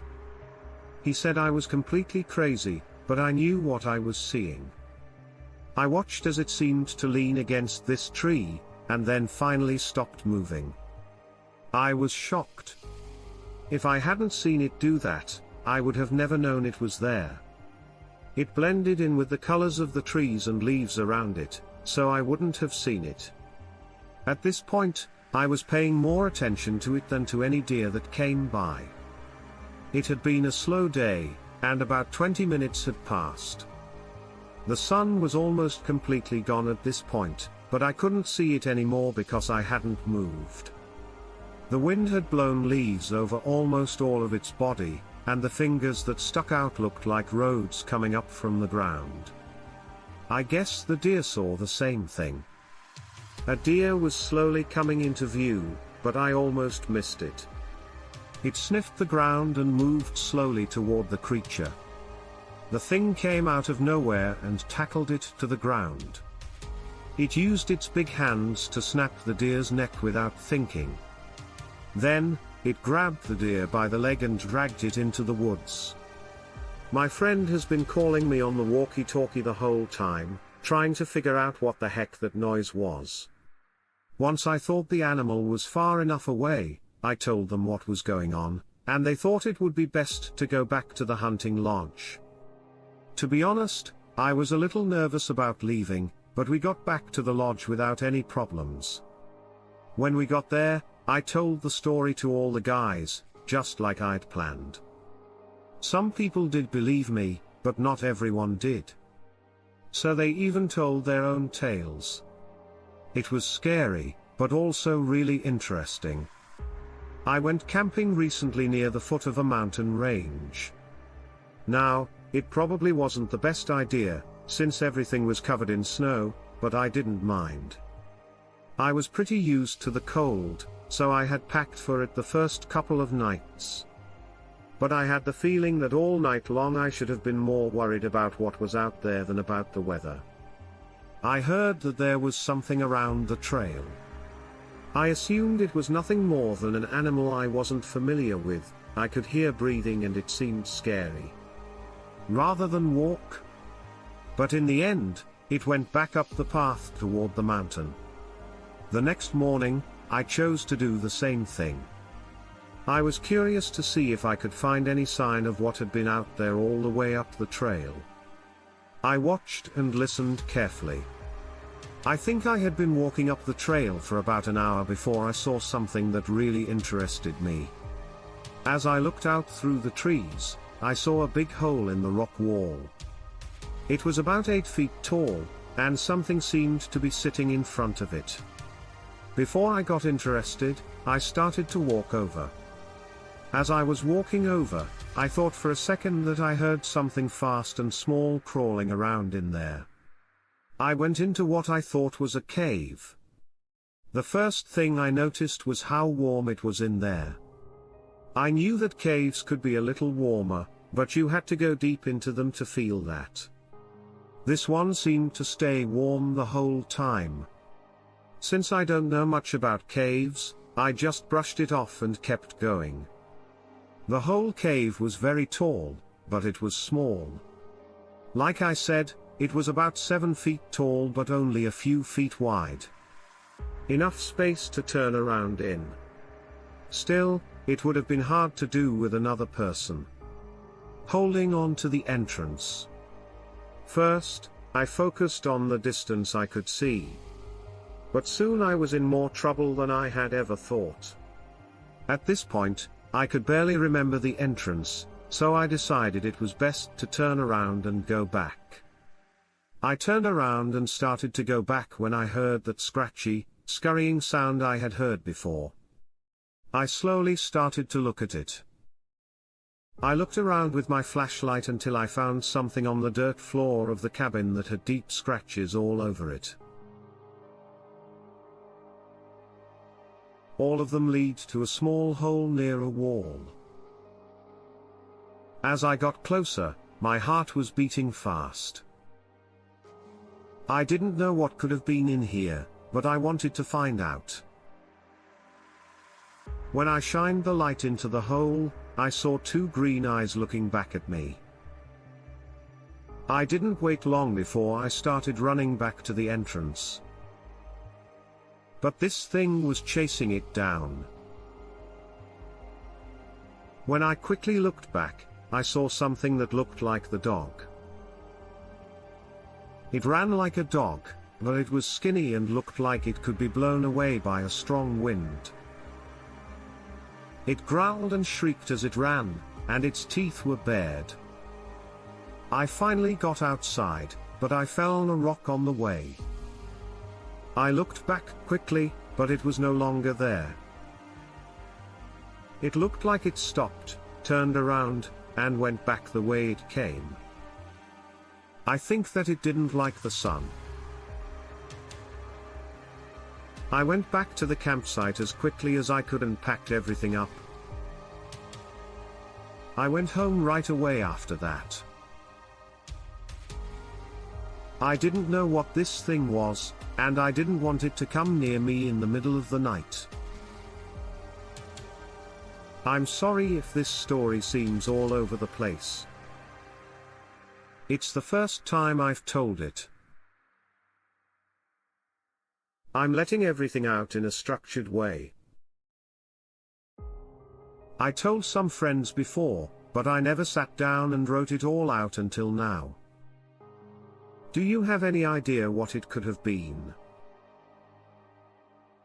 I need a hand.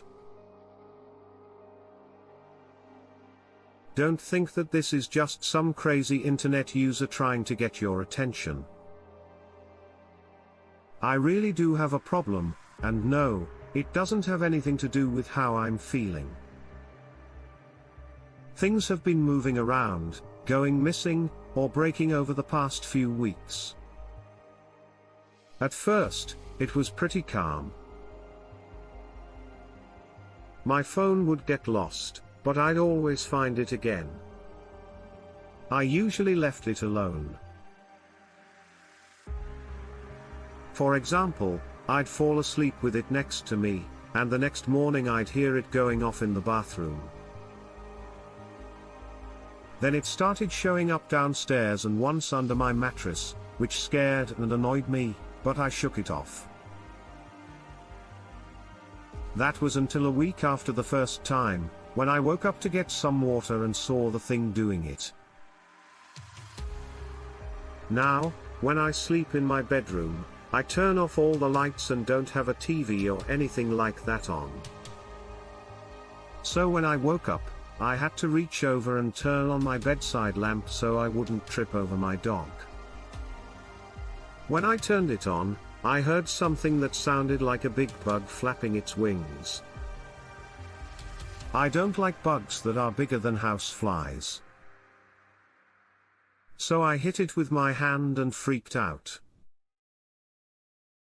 Then I felt something with my hand.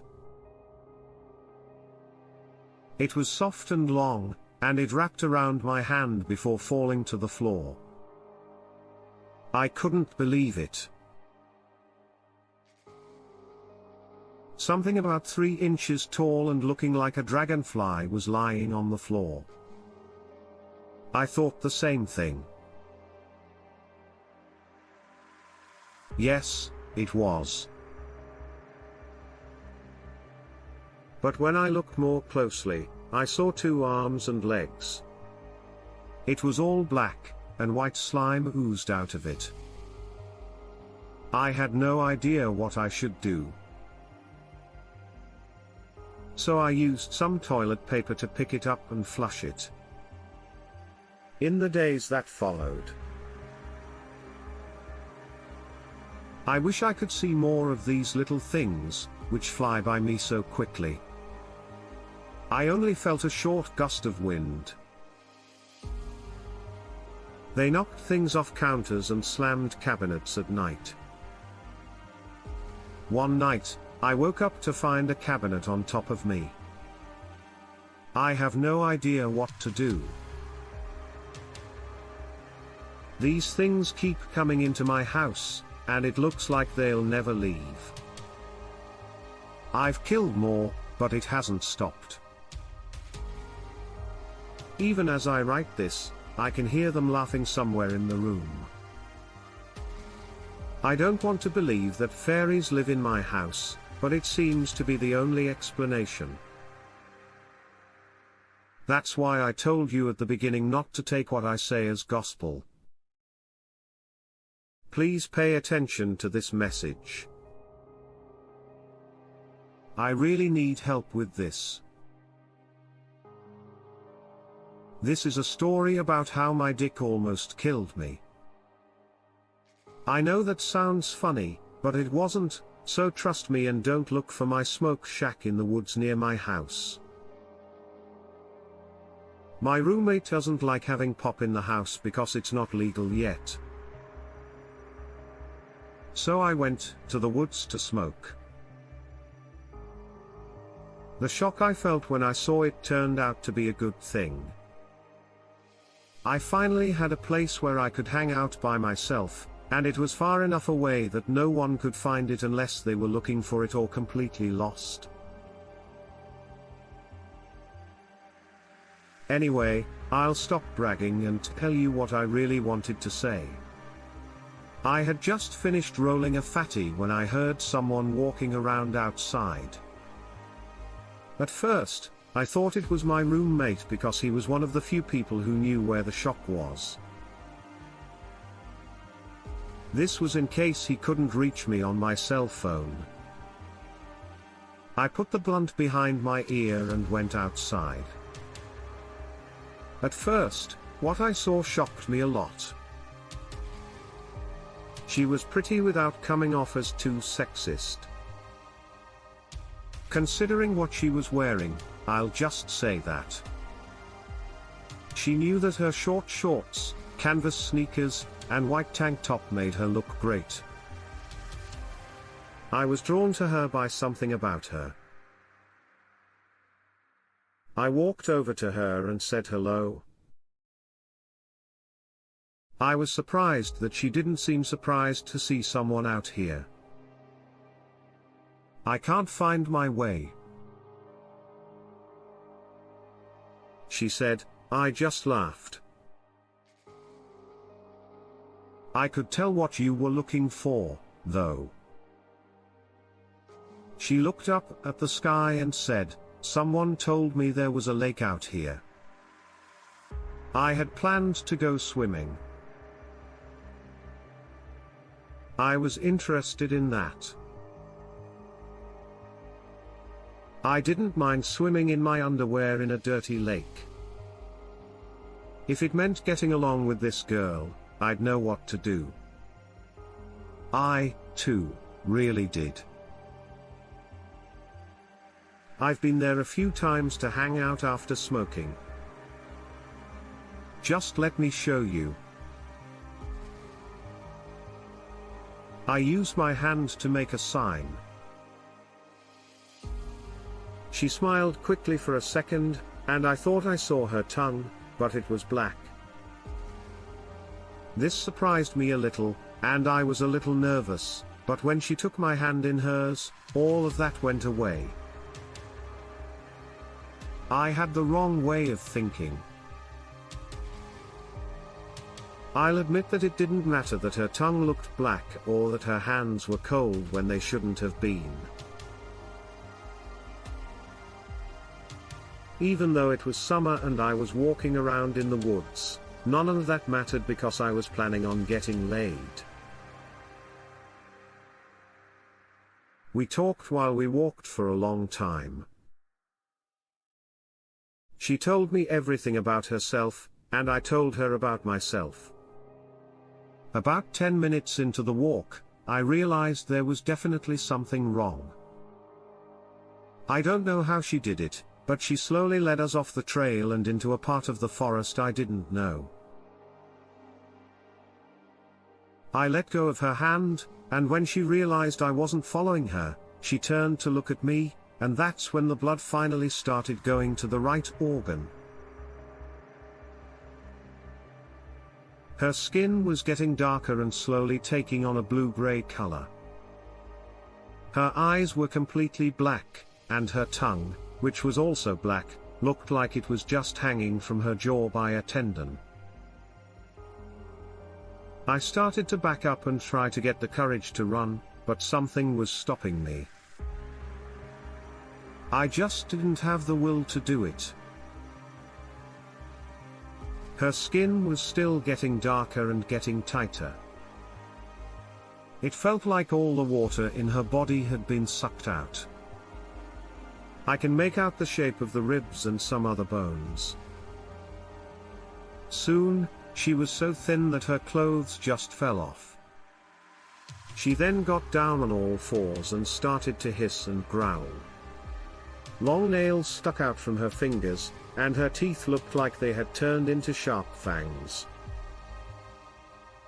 I started running in one direction, hoping to find something I knew, but all I could hear was her pounding the ground on all fours as she ran. I'm not sure if it's right to call it she, but I don't know what else to call it. I found the trail in the end, and I was finally on better ground. I didn't have to worry about trees or branches that had fallen. The whole time I was running, I could just fly. I could hear her deep, labored breathing behind me as she pushed forward. She stopped chasing me once I got through the trees and back onto the field. I walked through the trees to get to them. I could hear her running away while she snarled and took deep breaths. Since all of that happened, it's been a few weeks, and I've been back to the shack without any problems. I'm not sure if this was a one-time thing or if she'll be back. So now when I go out, I'm very careful and always carry a weapon with me. I also try to bring a friend with me if I can. I guess I should have done that from the start, but I never thought I'd meet whatever the hell that thing was. If anyone has any idea what it was, I'd love to hear it. So, I just moved to a new house. I moved from a New York apartment to a small ranch house in Texas. It was a big deal for me, but I was finally able to move and slowly support myself through my online business. So I wanted to go somewhere else. I've always lived in New York. So I didn't know about things like backyards and driveways. I knew there were places in New York like that, but I've never had the chance to live there. But that has nothing to do with anything. My point is that I finally had something I'd always wanted as a kid, a forest in my backyard. I only had a few acres of it, but I was determined to see everything. All. My childhood dreams of going on adventures had come true. After I had done everything I needed to do, I decided to go out late one night. I think it was around 4 or 5 p.m. because it was still light outside. I felt like I was in a different world when I walked into the woods. I hadn't really been through anything like it before. I've never seen anything like it except on TV. Soon, I was pretty much running through the forest like a child. I would sometimes stop to look at a stream or a strange-looking lizard or something like that. But I did find one thing that really interested me, and that's what this whole post is about. It was well, I don't know much about them, so I'm not sure why one was so far away, but I don't think that really matters. What really matters is what went on while I was there. I'll give you a mental image. So it looks like we agree. I'm not a writer. So please be patient. It looked just like the ones in movies, like The Ring. It was made of flat stones that were stacked on top of each other. It was about 3 feet tall. Weeds and flowers grew up all around it and from under it. And in some places, moss or vines had grown all over it. I didn't find anything in the area, like an old building or something similar, that could explain why it was there. So I thought it must be quite old. I took out my phone and turned on the flashlight to see if I could see the bottom, but it wasn't bright enough. The light only seemed to light up a small part of the sides, which made a lot of bugs run down into the well. Then I thought it would be a good idea to drop a rock to see if I could hear it hit the ground. I mean that all wells are right in one way. After looking around for a while, I found a nice sized rock. I remember that it was almost all black, but there was a white spot on it that looked like a dog. I know that sounds like a silly thing to say, but please hear me out. I threw it down the well and listened for a long time, but I never heard it hit anything.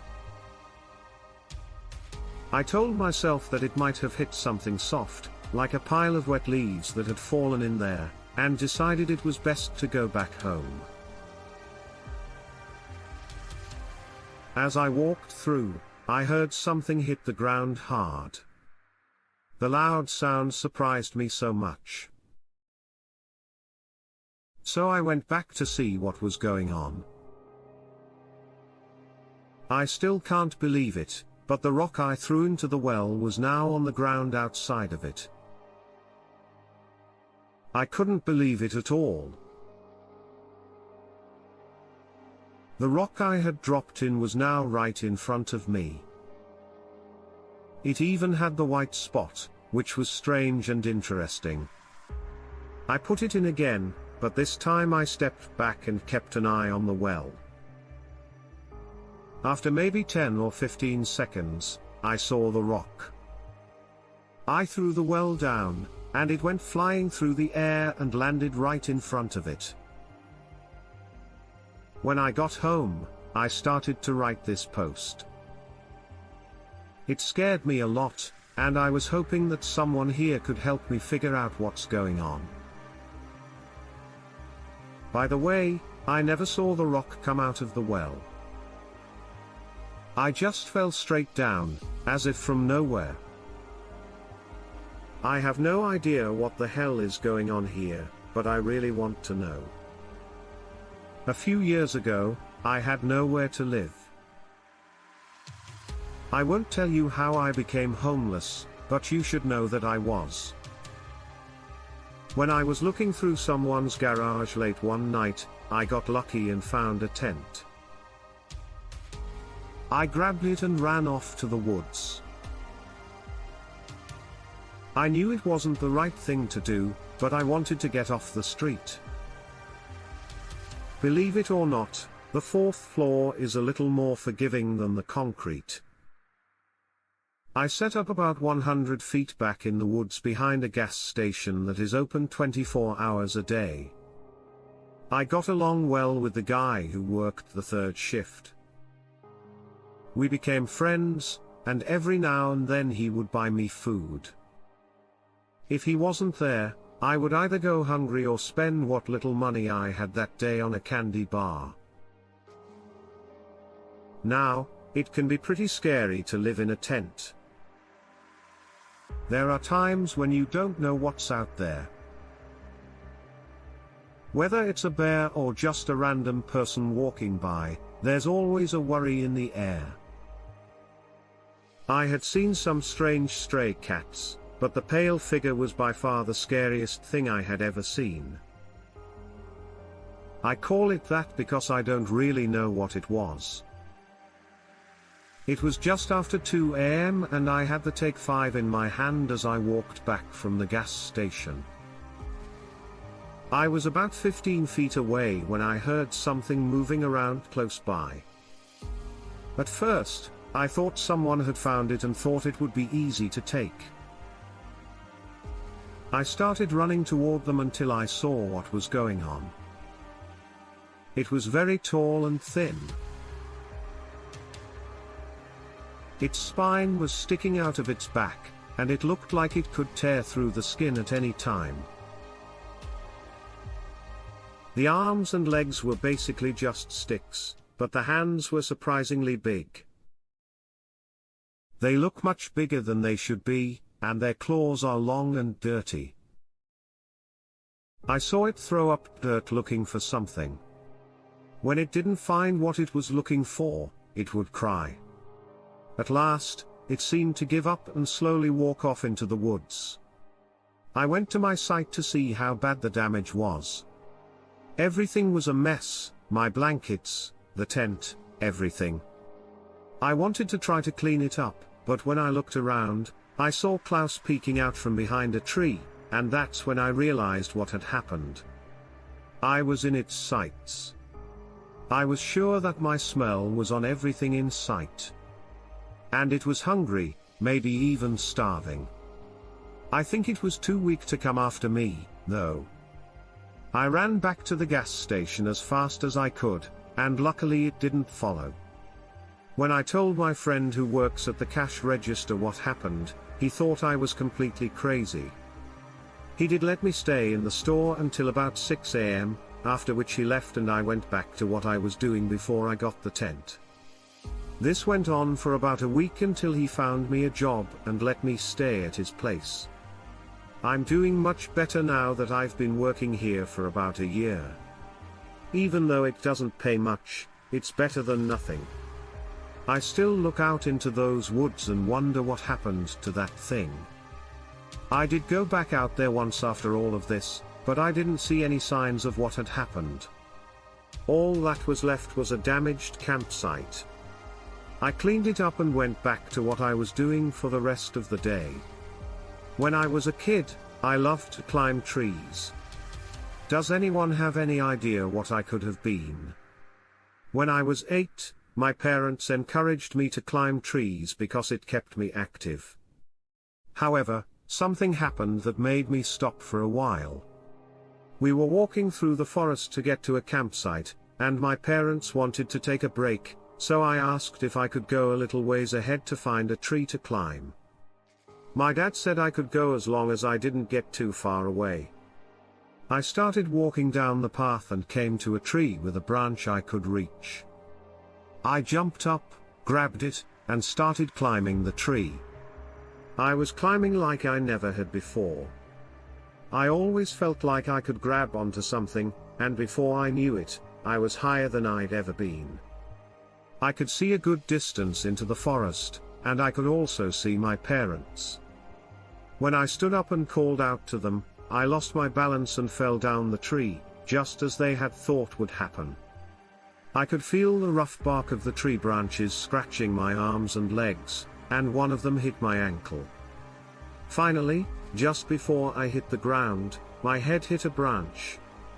When I hit the ground, I was completely frozen and couldn't move.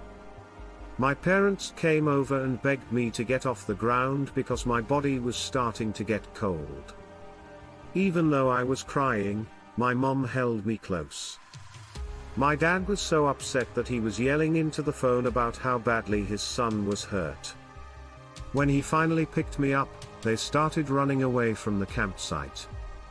Andrew, I heard my name called, and this time it was quiet. Andrew, Andrew, are you all set? I suddenly found myself back at the base of the tree, looking up at it. Come on, my dad told me it's impossible for you to climb that one. He was happy. Mom also laughed, but I just got up and started walking. I don't know what might have happened on that day. Did I somehow know what would happen before it did? Did someone or something put that song in my head to save me? My wife doesn't stop talking about how she wants to kill me even when she's sleeping. Christopher Maxim wrote it. Just a few months ago, my wife and I moved into a new apartment. It was a step down from where we used to live, which was a big but cute cottage. During the 3 years we lived there, it was my wife's dream home. We didn't want to go, but it was the right thing to do. We used to live down south, with Jessica. After a while of things going well, my law firm decided to give me a raise out of the blue. It was a surprise, but I really liked it. Unfortunately, the job required moving to a different one of our many places. New England was where the one in question was. We talked long and hard about it, and after a lot of thought, we just decided to move. It's important to remember that a dollar doesn't go as far in the north as it does in the south. Also, it's harder to find a job. So, until Jessie finds another job, we're moving into a smaller place to live. We would have to go through something? That's what she thought. Things were very tense. I could tell Jess was cranky during the first few weeks after we moved. She longed for her old home. Our old friends who both have jobs. She didn't have anything to do. So she was completely bored. For a while, this led to a lot of fights, It seemed like we would never settle. After moving, things got better after about a month. I just got a short-term job as a part-time editor at a local TV station. She loved her job, and she couldn't have been happier with the people she worked with. Everything seemed to be going well. Not great, but good enough. This is when the sleep talking started. This was to be expected, and to be honest, I'm surprised it didn't start sooner. You see, my wife has trouble sleeping whenever something big is going to happen in her life, whether it's good or bad. It happened when we got married, when we moved into our first house, and when she lost the baby. I'll talk more about that later, but Jess knows she talks in her sleep, because I used to bring it up sometimes. When I thought about what she had said the night before, I would laugh every morning. This made her feel bad all the time. It looked like it made her feel bad. So, after her first night of sleep in our new apartment, she talked about it. I didn't say anything. The talking in their sleep went on for a few weeks. At this time, her temporary job at the TV station had ended, so she didn't have anything to keep her busy. Her outbursts at night got worse. She started waking me up in the middle of the night to scream, and I had to calm her down. When she was crying one night and her scream turned into tears, she said something I'll never forget. "I want you to die." I knew my wife was sleeping, but as I sat by her side and tried to calm her down as best I could, I felt the need to push the issue. "You wish you were dead, hun?" And I was surprised when she answered, "You. It's strange to want your husband to die, and it's even stranger to want him to die while you're sleeping." I said, "Why are you ruining my life?" Whether they were meant to hurt or just came out of a tired mind, those 4 words hurt a lot. They were the kind of words that made you think about yourself. I thought for a second that maybe I was ruining her life, or at least causing her night terrors. The rest of the night, my wife didn't say a word. I know this because I was up late thinking and worrying about it. Don't wake me up in the middle of the night.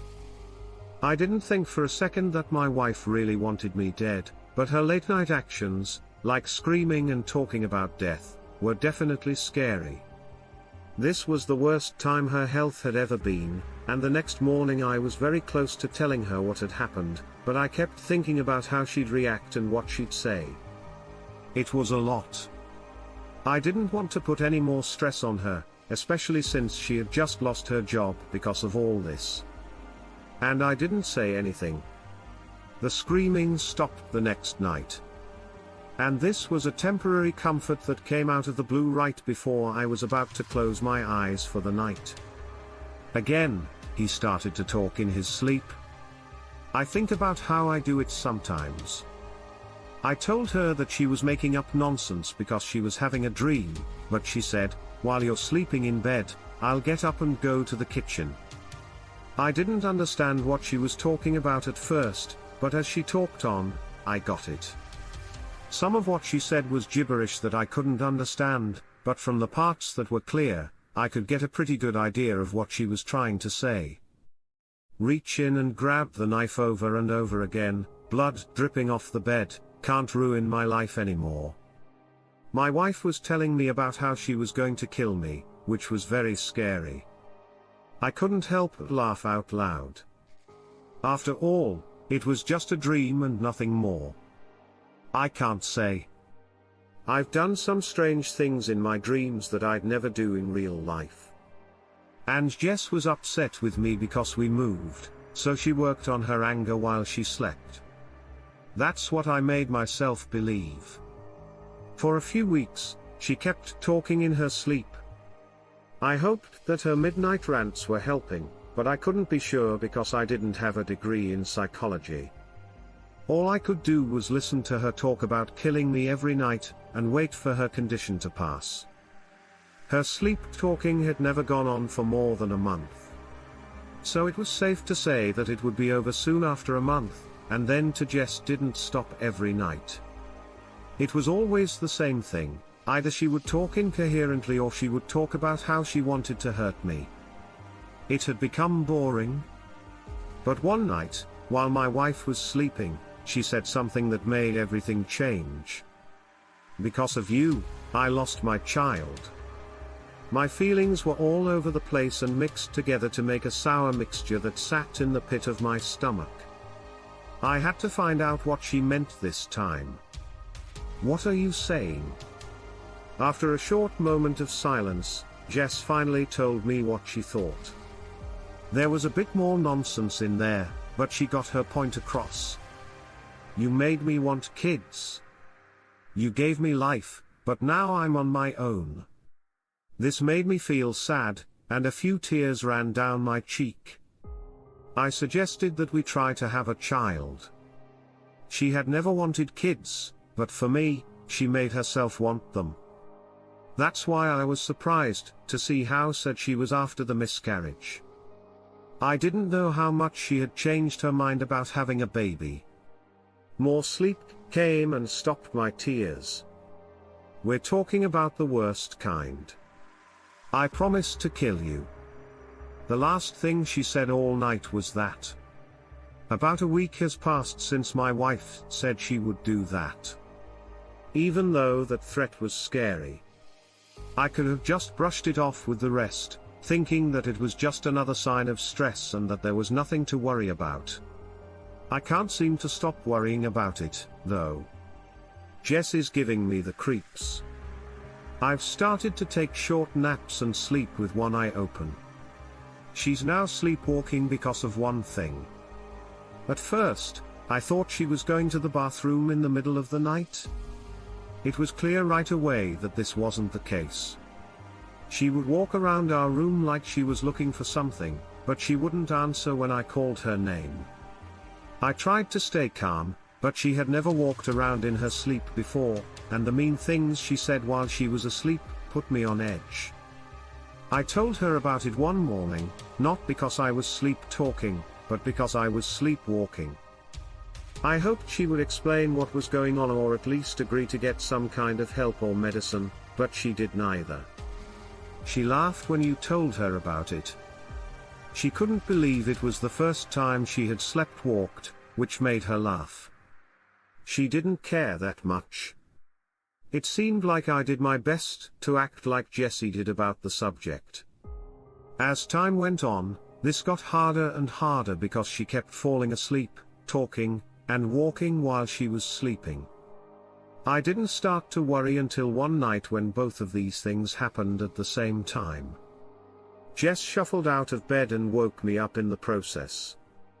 I let out a disappointed sigh because I knew it was another one of her episodes. I stayed still so I wouldn't scare her, but I was still aware. I listened carefully to the room and planned out her movements in my head to keep myself safe. I didn't want Jess to come near me when she was sleepwalking. As she stumbled out of the room, she gave me the creeps. I gave myself a pat on the back for hiding the one thing I didn't want her to find. I was so spooked. The first night she slept there, I took all the sharp knives out of the kitchen drawers and put them in a shoebox under the bed. I still didn't think she would kill me, but knowing that the only weapons in the house were hidden made me feel better. I felt safe and almost went to sleep again. Just tell her that the knives are not what she was looking for, and that will be the end of it. What happened to my baby? I stood up right away. I must have fallen asleep for a second because I didn't even notice that Jess was standing right next to my side of the bed. I looked at her from every angle, and she was still sleeping. Her eyes were blurry, and her eyelids were hanging down. It took me a moment to figure out what she was asking me. "No, hun, you don't have a baby." Jessie's head was turned to one side, almost like she was confused. "You took away my child?" The miscarriage came up again. I wondered if Jess felt the same way when she was awake. I wondered if she still had our unborn child in her arms. "I didn't take anything, honey," It was dark and hard to see, but I'm sure her face turned bad when I told her that you gave me life. You got rid of it. I didn't have it in me to keep arguing. I mean, how can you talk to someone who isn't awake? I didn't say anything and just waited for her to go back to bed. She finally did it after a minute or two. After she lay down, she turned to me and said one last thing. The next day, I'll kill you. I wasn't even close to right. I was so shaken up by what happened last that I couldn't even eat breakfast. Just noticed this and asked me what was going on. At first, I told her that nothing was going on and that I was just tired. Partially, this was true, but it wasn't the real reason I was nervous. It scratched me over and over until I finally told the truth about the whole thing. I said everything to Jess. I didn't leave a single detail out. She didn't say anything while I talked, so I didn't know what she was thinking after everything was out in the open. I didn't say anything and waited to see what she would do. No one said anything to me. Well, do you have anything to say? Or, before she spoke, she looked at me with sad eyes. It looks like I need help. When I heard her say this, I felt better. We both had a big problem with what was going on. But I knew that we could get through it as a team. Just ask her a few more questions about what she does at night, and we'll talk about what to do next. A big weight had been taken off my shoulders, so it's settled. Then I'll call Dr. Harrison to make a meeting for tomorrow. He might be able to help me find a good psychiatrist. Dr. Harrison was both of our family's doctor. We've known him since we were kids, which is how we ended up meeting when we were both in college. He would know what to do in this situation, so we should stick to our plan. I got up and got ready to go to work. I almost made it, but a few things kept me from making it. I couldn't just leave yet. I needed to feel better. The only way to get it is to ask Jess a couple of questions. I sat back down at the table in the kitchen. Has life changed for you, Jess? Are you over the loss of the baby? She looked surprised when she saw me. I might ask about that. She stopped, but then she gave up. I don't think so. I thought I was, but maybe I just kept it bottled up and deep down, and that's what's causing all of this. Maybe if I move on, the sleep talking, the stress, and everything else will stop. I hope the psychologist will help. I put my hand on hers and held it for a moment before asking her something much more awkward. You don't really want to kill me, do you? She took my hand and squeezed it tightly. Of course not. What did you mean by that? I don't know why I've been saying these things in my sleep, but I love you. I have always. I smiled, and this made me feel better. Even though the situation wasn't great, I felt like I was getting closer to Jess and that our connection couldn't be broken. We were finally taking care of old wounds, which made me so happy. Our room was pretty quiet for a long time. As such, it was peaceful. At the end of the night, I slept better than I had in months. But I woke up when I heard the familiar sound of someone just getting out of bed. It seemed too good to be true that I had a good night's sleep. Just got out of bed, like she did every time she slept. But after that, the noise stopped. I didn't hear her walking around the room this time. I thought she might have gone to the bathroom, but then I realized I hadn't heard the bathroom door open either. I thought it might be best for me to find out what's going on. So, I rolled onto my back, sat up, and rubbed my eyes to get a better look. There was Jess at the foot of our bed.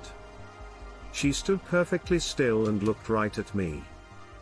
After that, a lot of familiar words came up. I'm going to kill you. already used to the routine. I tried to get her to go back to sleep. "You're sleeping, honey. Get back to sleep." She just kept looking at me. Then she said 2 words in response. "I won't forget for a while that I'm awake." "What? What do you mean you're awake?" I didn't understand what my wife was saying. "Yes, and I'm fully awake. In fact, I was never asleep when you heard me talk in my sleep." I looked at her in shock and didn't know what to say.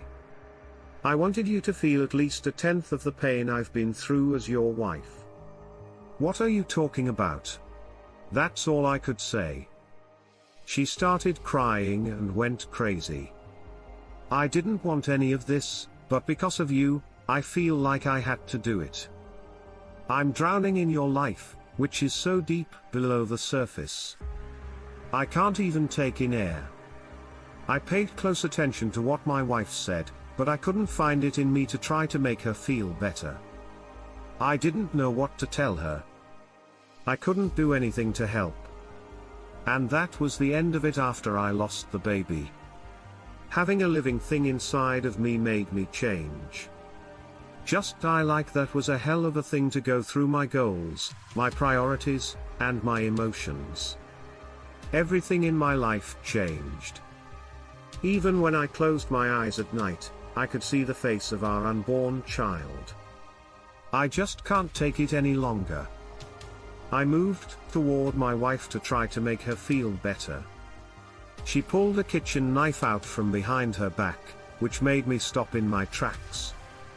"Honey. Are you crazy? What's going on? Put down that goddamn knife." I directly looked into her eyes. I could only see tears and anger. I could tell that she really didn't want me to live. I knew Jess was upset, but I didn't know why. "You made me want to have this child. You hurt me like this." She took a break and wiped away some of her tears. "Before going on, I tried so hard to keep going for you, but I don't want to feel trapped anymore. Our baby is in the afterlife somewhere. We need to get going, so take care of it." I didn't think it was real. She wanted me and herself to die so that we could go back to our baby. I had to act quickly and do something. I got out of bed slowly so I wouldn't wake her up and give away my plan. Once I was standing up, I quickly grabbed the bed's comforter and threw it at my wife. I then ran as fast as I could past her. During the process, I felt a sharp poke. The blanket and a bit of my skin were cut by her knife. Still, I was able to get out of the bedroom and into the bathroom, where I quickly shut and locked the door. I would have run right out of the apartment if I thought I could make it, but our deadbolt sometimes gets stuck, so it's likely that she would have gotten to me before I could have locked the stupid thing. I was mad enough about being stuck in the bathroom that I just turned the knob a few times. She started screaming and banging on the door as hard as she could once she realized I had locked it. This went on for about 3 minutes before she broke down and started crying. Then she tried to talk to me about it. "You don't want to see our child, do you? I'm curious to know if it's a boy or a girl." "It's probably a boy. I can now see him. He can see you. Honey, can't you see it? Don't you want to go with me?" I didn't answer because I knew that anything I could say wouldn't change anything. Jess had gone too far, and there was no way to bring her back. I felt sorry for her. But at that moment, I felt a lot worse about myself. I just wanted to get out of there as soon as possible. "Just stop talking to me." After a while, I heard her crying for a short time, but that too stopped after a while. Our apartment started to get quiet, and for a split second I thought she might have passed out or something, but the other half of me told me it could all be part of her plan. She wanted to get me to come out and then kill me when I didn't expect it. She didn't give me a clear plan. I had no choice but to stay put. Then another hour went by. I was getting sleepy, but I didn't want to go to sleep. I knew that was what she was waiting for, so she could pick the lock without me noticing. Good try, kid. But you have to do better than that. I could still feel myself getting sleepy. I knew I would eventually fall asleep, so I decided I had to run away. I don't know if this was a good idea or just the result of a tired mind, but I decided I had to get away. I did what I could to get ready. I put my hands under the sink and let it slowly drip. I threw the water at my face to wake myself up. I told myself, it's either now or never. I slowly opened the door. I took a look around and made a mental map of the apartment. The living room was to my left, the kitchen was around the corner, and the apartment door was next to the corner. Near the corner was a recliner, so I'd have to be careful not to trip over it on my way out. I looked at the bedroom door and saw that it was closed. This was a good sign. Jess might have locked herself in without giving it much thought. I left in a hurry. I ran straight for the couch in the living room, giving myself enough room to turn wide as I turned. It wasn't hard to get to the door of the apartment. Jess was nowhere to be found when I got to the kitchen. I ran as fast as I could toward the door, but when I got to the kitchen, something stopped me. Just as I was about to run away, she came out of the kitchen and stabbed me in the shoulder with her knife. I screamed in pain as I fell back against the wall. She had been there the whole time, waiting for me. I should have paid closer attention. In hindsight, I think I should have crept and looked around more, but I was tired and scared. I just pulled out the knife, and instead of stabbing me again, she said, her baby will be so happy, and Jess was proud of her. She had finally cut me. But it was obvious that she had no plan. After the first fight, she might have thought that one hit would be enough. Or she might have been too tired to think clearly. I took advantage of her lack of attention, even though it hurt to move. I ran back to the living room in a hurry. I brushed up against the recliner on purpose, making sure to get as close to it as I could without falling into it. Just as I'd hoped, he did exactly what I said. She ran into the chair and fell to the floor face first.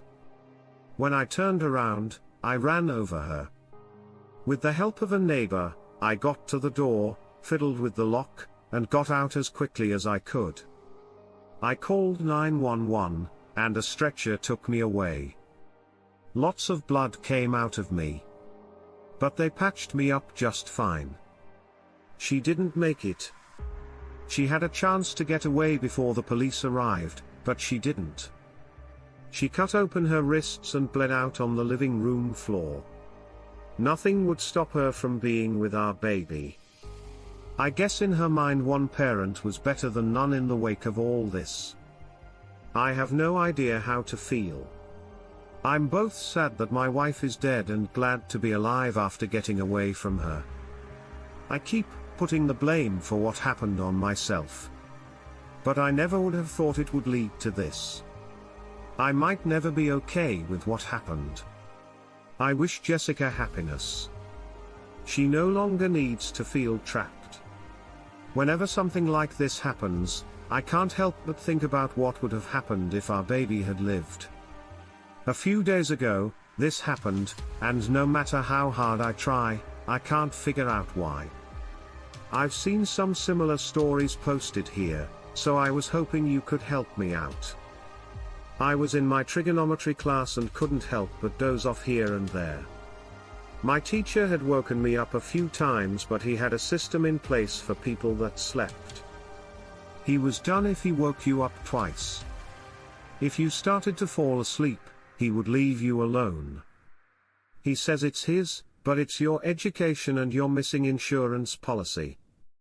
I didn't like it very much, but I guess it made sense. When I was getting close to my third time, I decided to fight my body's desire to wrestle. When I looked up, I yawned a lot and rubbed my eyes to try to get the sleep out of them. But I felt like I had to rub my eyes again because everything seemed to be wrong. Everybody was cold. My teacher was holding a marker to the board, never ending the formula he was working on. Everyone in the class was the same way. The kids held their pencils to paper but didn't continue writing. I was getting a little freaked out. There was no way this could have been planned. Sure, I was a chronic class sleeper, but this was just too elaborate. The fan on the projector had also stopped. The projector was very old and shaky, but it didn't make any noise when it was on. The wall clock was just sitting there. The hand on the clock never moved forward. Finally, I stepped out of my classroom into the hallway, hoping to spark a reaction from my teacher. Maybe it really was a joke. When I stepped out though, he didn't even flinch. There was a teacher in the middle of the hallway who had dropped our coffee, but it was just sitting there in the middle of the fucking air. I was no longer freaked out but completely terrified seeing that cup floating there submitted. The fact that time was frozen and it seemed like there was nothing that I could do. I ran into the bathroom and splashed some water on my face, hoping that it was all a dream and that this would wake me up. No matter how many times I did that, it looked like nothing had changed.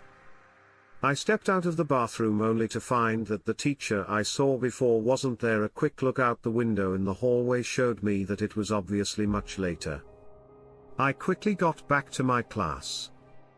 I want to find it empty, except for the teacher who was at his desk grading papers. He looked up and checked the time before asking me what I was still doing there. I thought I looked up at the clock and it was 6 p.m. In the few minutes that I was freaking out because everyone was frozen. Almost 3 hours had gone by. I was totally dumbfounded and really had nothing to say. My teacher said that I had fallen asleep, and when class was over, he saw me leave but forgot my backpack. He took it to the office so that I could get it later. I don't know what happened that day, but I really want to know if I did actually leave class when it was over. How could I have done that when I was walking around a frozen school? God, just thinking about it gives me a headache. Try not to go on and on. But this story is still giving me a lot of chills. I'm staying with my parents right now because it's your dad's birthday. I've been sleeping in the basement. Even though it sounds awful, it's a finished basement. There's a futon, a TV, and some games down there. The only thing that was missing was a mini fridge. Last night, when I was down there, I fell asleep while watching some cut-up reruns on a very low volume. I don't know how much time had passed, but the sound of static blaring at me woke me up.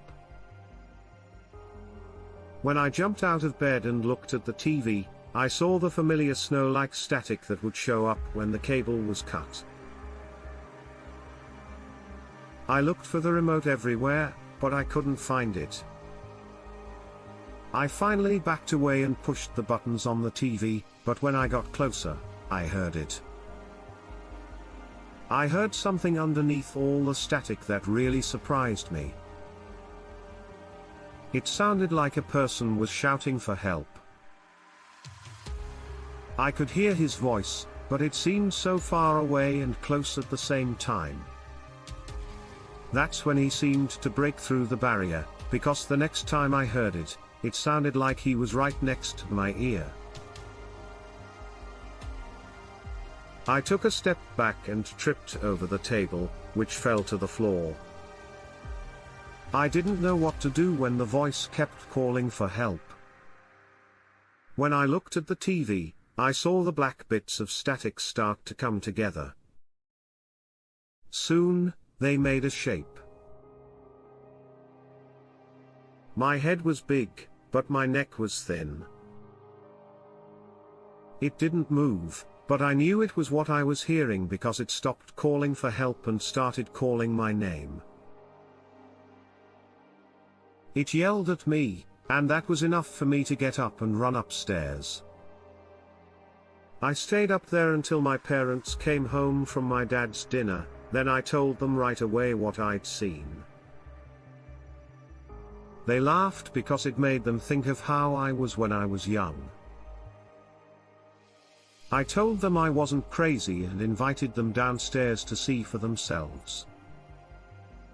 As you might expect, the TV was on and the volume was where I'd left it when I fell asleep. If they don't believe me, it's because they've seen it before. I came here to see if anyone else felt the same way. I think people in this area are a little more open to hearing stories like these. So I wanted to find out what was going on. We'd like to hear from you. Over the years, I've had a lot of sleep paralysis episodes. Some have been tamed. Others have kept me up all night, but a few nights ago, something happened that took things to a whole new level. I think it was like being out of my body, like when I have bad sleep paralysis. Also, tall black figures would always stand in the corners of my room. They were different sizes, but one thing was always the same: the smoke that seemed to come off of their bodies would fill the room until I finally woke up. This event was like that one, but much bigger. I woke up and was very thirsty. I got out of bed to get some water, but when I turned back to the bed to get my phone, I saw that I was still sleeping.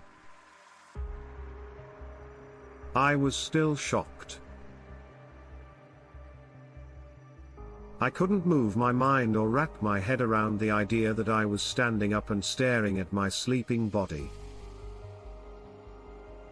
That's when I got a deep, heavy cold. I looked all around the room and saw that those shadows were back. One of them was tall and skinny, while the other was short and fat.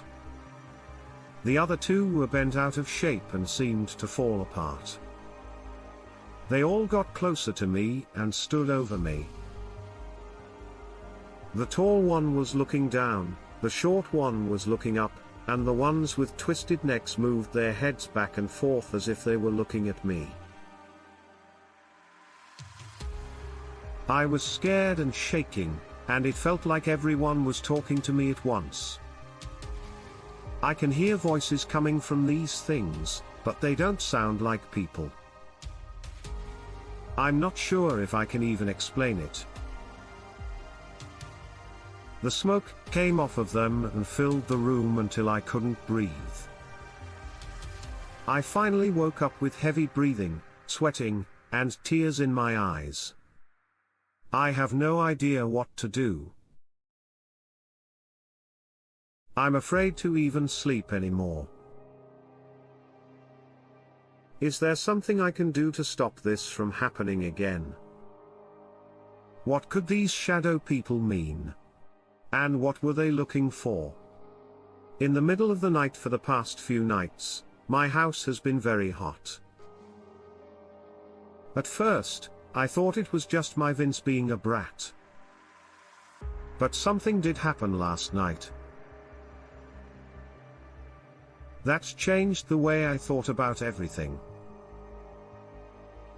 What happened doesn't really scare me. I'm just trying to figure out why it happened. It started out like any other night. I woke up because I felt like I was going to choke. Not literally, but the air felt heavy around me. Air seemed to be hard to get in a good amount. I let out a sigh and tried to get up, but I couldn't. I couldn't move. I just laid there with my eyes wide open and looked up at the ceiling. I could feel my forehead sweating, and I wanted to wipe it off, but I couldn't. I saw the patterns on the ceiling at that point. I'm not sure what to say about it. It sort of looks like smoke, but it also looks like the bottom of a pool on a sunny day. The way those shadows moved made it look like they were alive. All of them were shades of red or orange with small bits of black. I couldn't get out of it. I almost didn't notice the faces because they only showed up for a second or two before disappearing again. They looked like the faces of people screaming for help, but there was no sound. In fact, I could only hear my heart beating in my ears. I thought I might actually pass out because of how stuffy it was. But I found a way to break the spell, and I sat up and breathed like I had never breathed before. Even though I was drenched in sweat, I got out of bed and ran to the light switch. As soon as it was turned on, the room got cooler. I would guess the cool 68. I kept my home most of the time. It was so cold that I actually got goosebumps. I took a quick shower to get rid of the gross feeling of being covered in sweat and to think about what might have happened. I still don't know how to explain it properly. I guess I could call it being frozen in my sleep. But has anyone ever had something like that happen? Even though I don't believe in ghosts, this has been an interesting experience. I really don't have any other explanation for why I was waiting for a late-night subway train after working late at the office. I wouldn't have been in that situation if my car had started. I would find out later that something was wrong with my battery. Anyway, I was in the subway, so I'd say it was around midnight. I don't work in the best part of town, so that's how I knew. So I thought it would be best to take the subway home instead of walking. And this would lead to the most frightening thing I've ever done. I was standing near the track and looking at my phone when I thought I heard someone scream out in agony. So it really took me by surprise. I didn't see anyone when I looked up until I looked down the tunnel on the train tracks. Someone who looked like they were drunk was stumbling down the tracks. He was wailing in pain and putting out his hand in front of him. I couldn't tell what he looked like, but I could tell he wasn't doing well.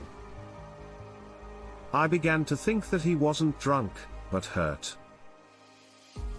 I called the police and told them what had happened. I told him that a man was yelling his lungs out on the subway tracks, and it looked like he really needed help. I was surprised when they told me that only emergencies should call this number. She told me that no one could walk down the subway tracks and that there were no screams coming from my end. I was completely shocked. I couldn't figure out why she couldn't hear this man scream. When I hung up the phone, the echo from the tunnel was almost too loud to hear. I called out to him and told him to try to run. Once he got up here, I would pull him up and call an ambulance to come get him. He never said anything back. He couldn't stop crying out in pain. He broke my heart. I finally decided that it was up to me to save him. At this point, he was only about 40 feet away.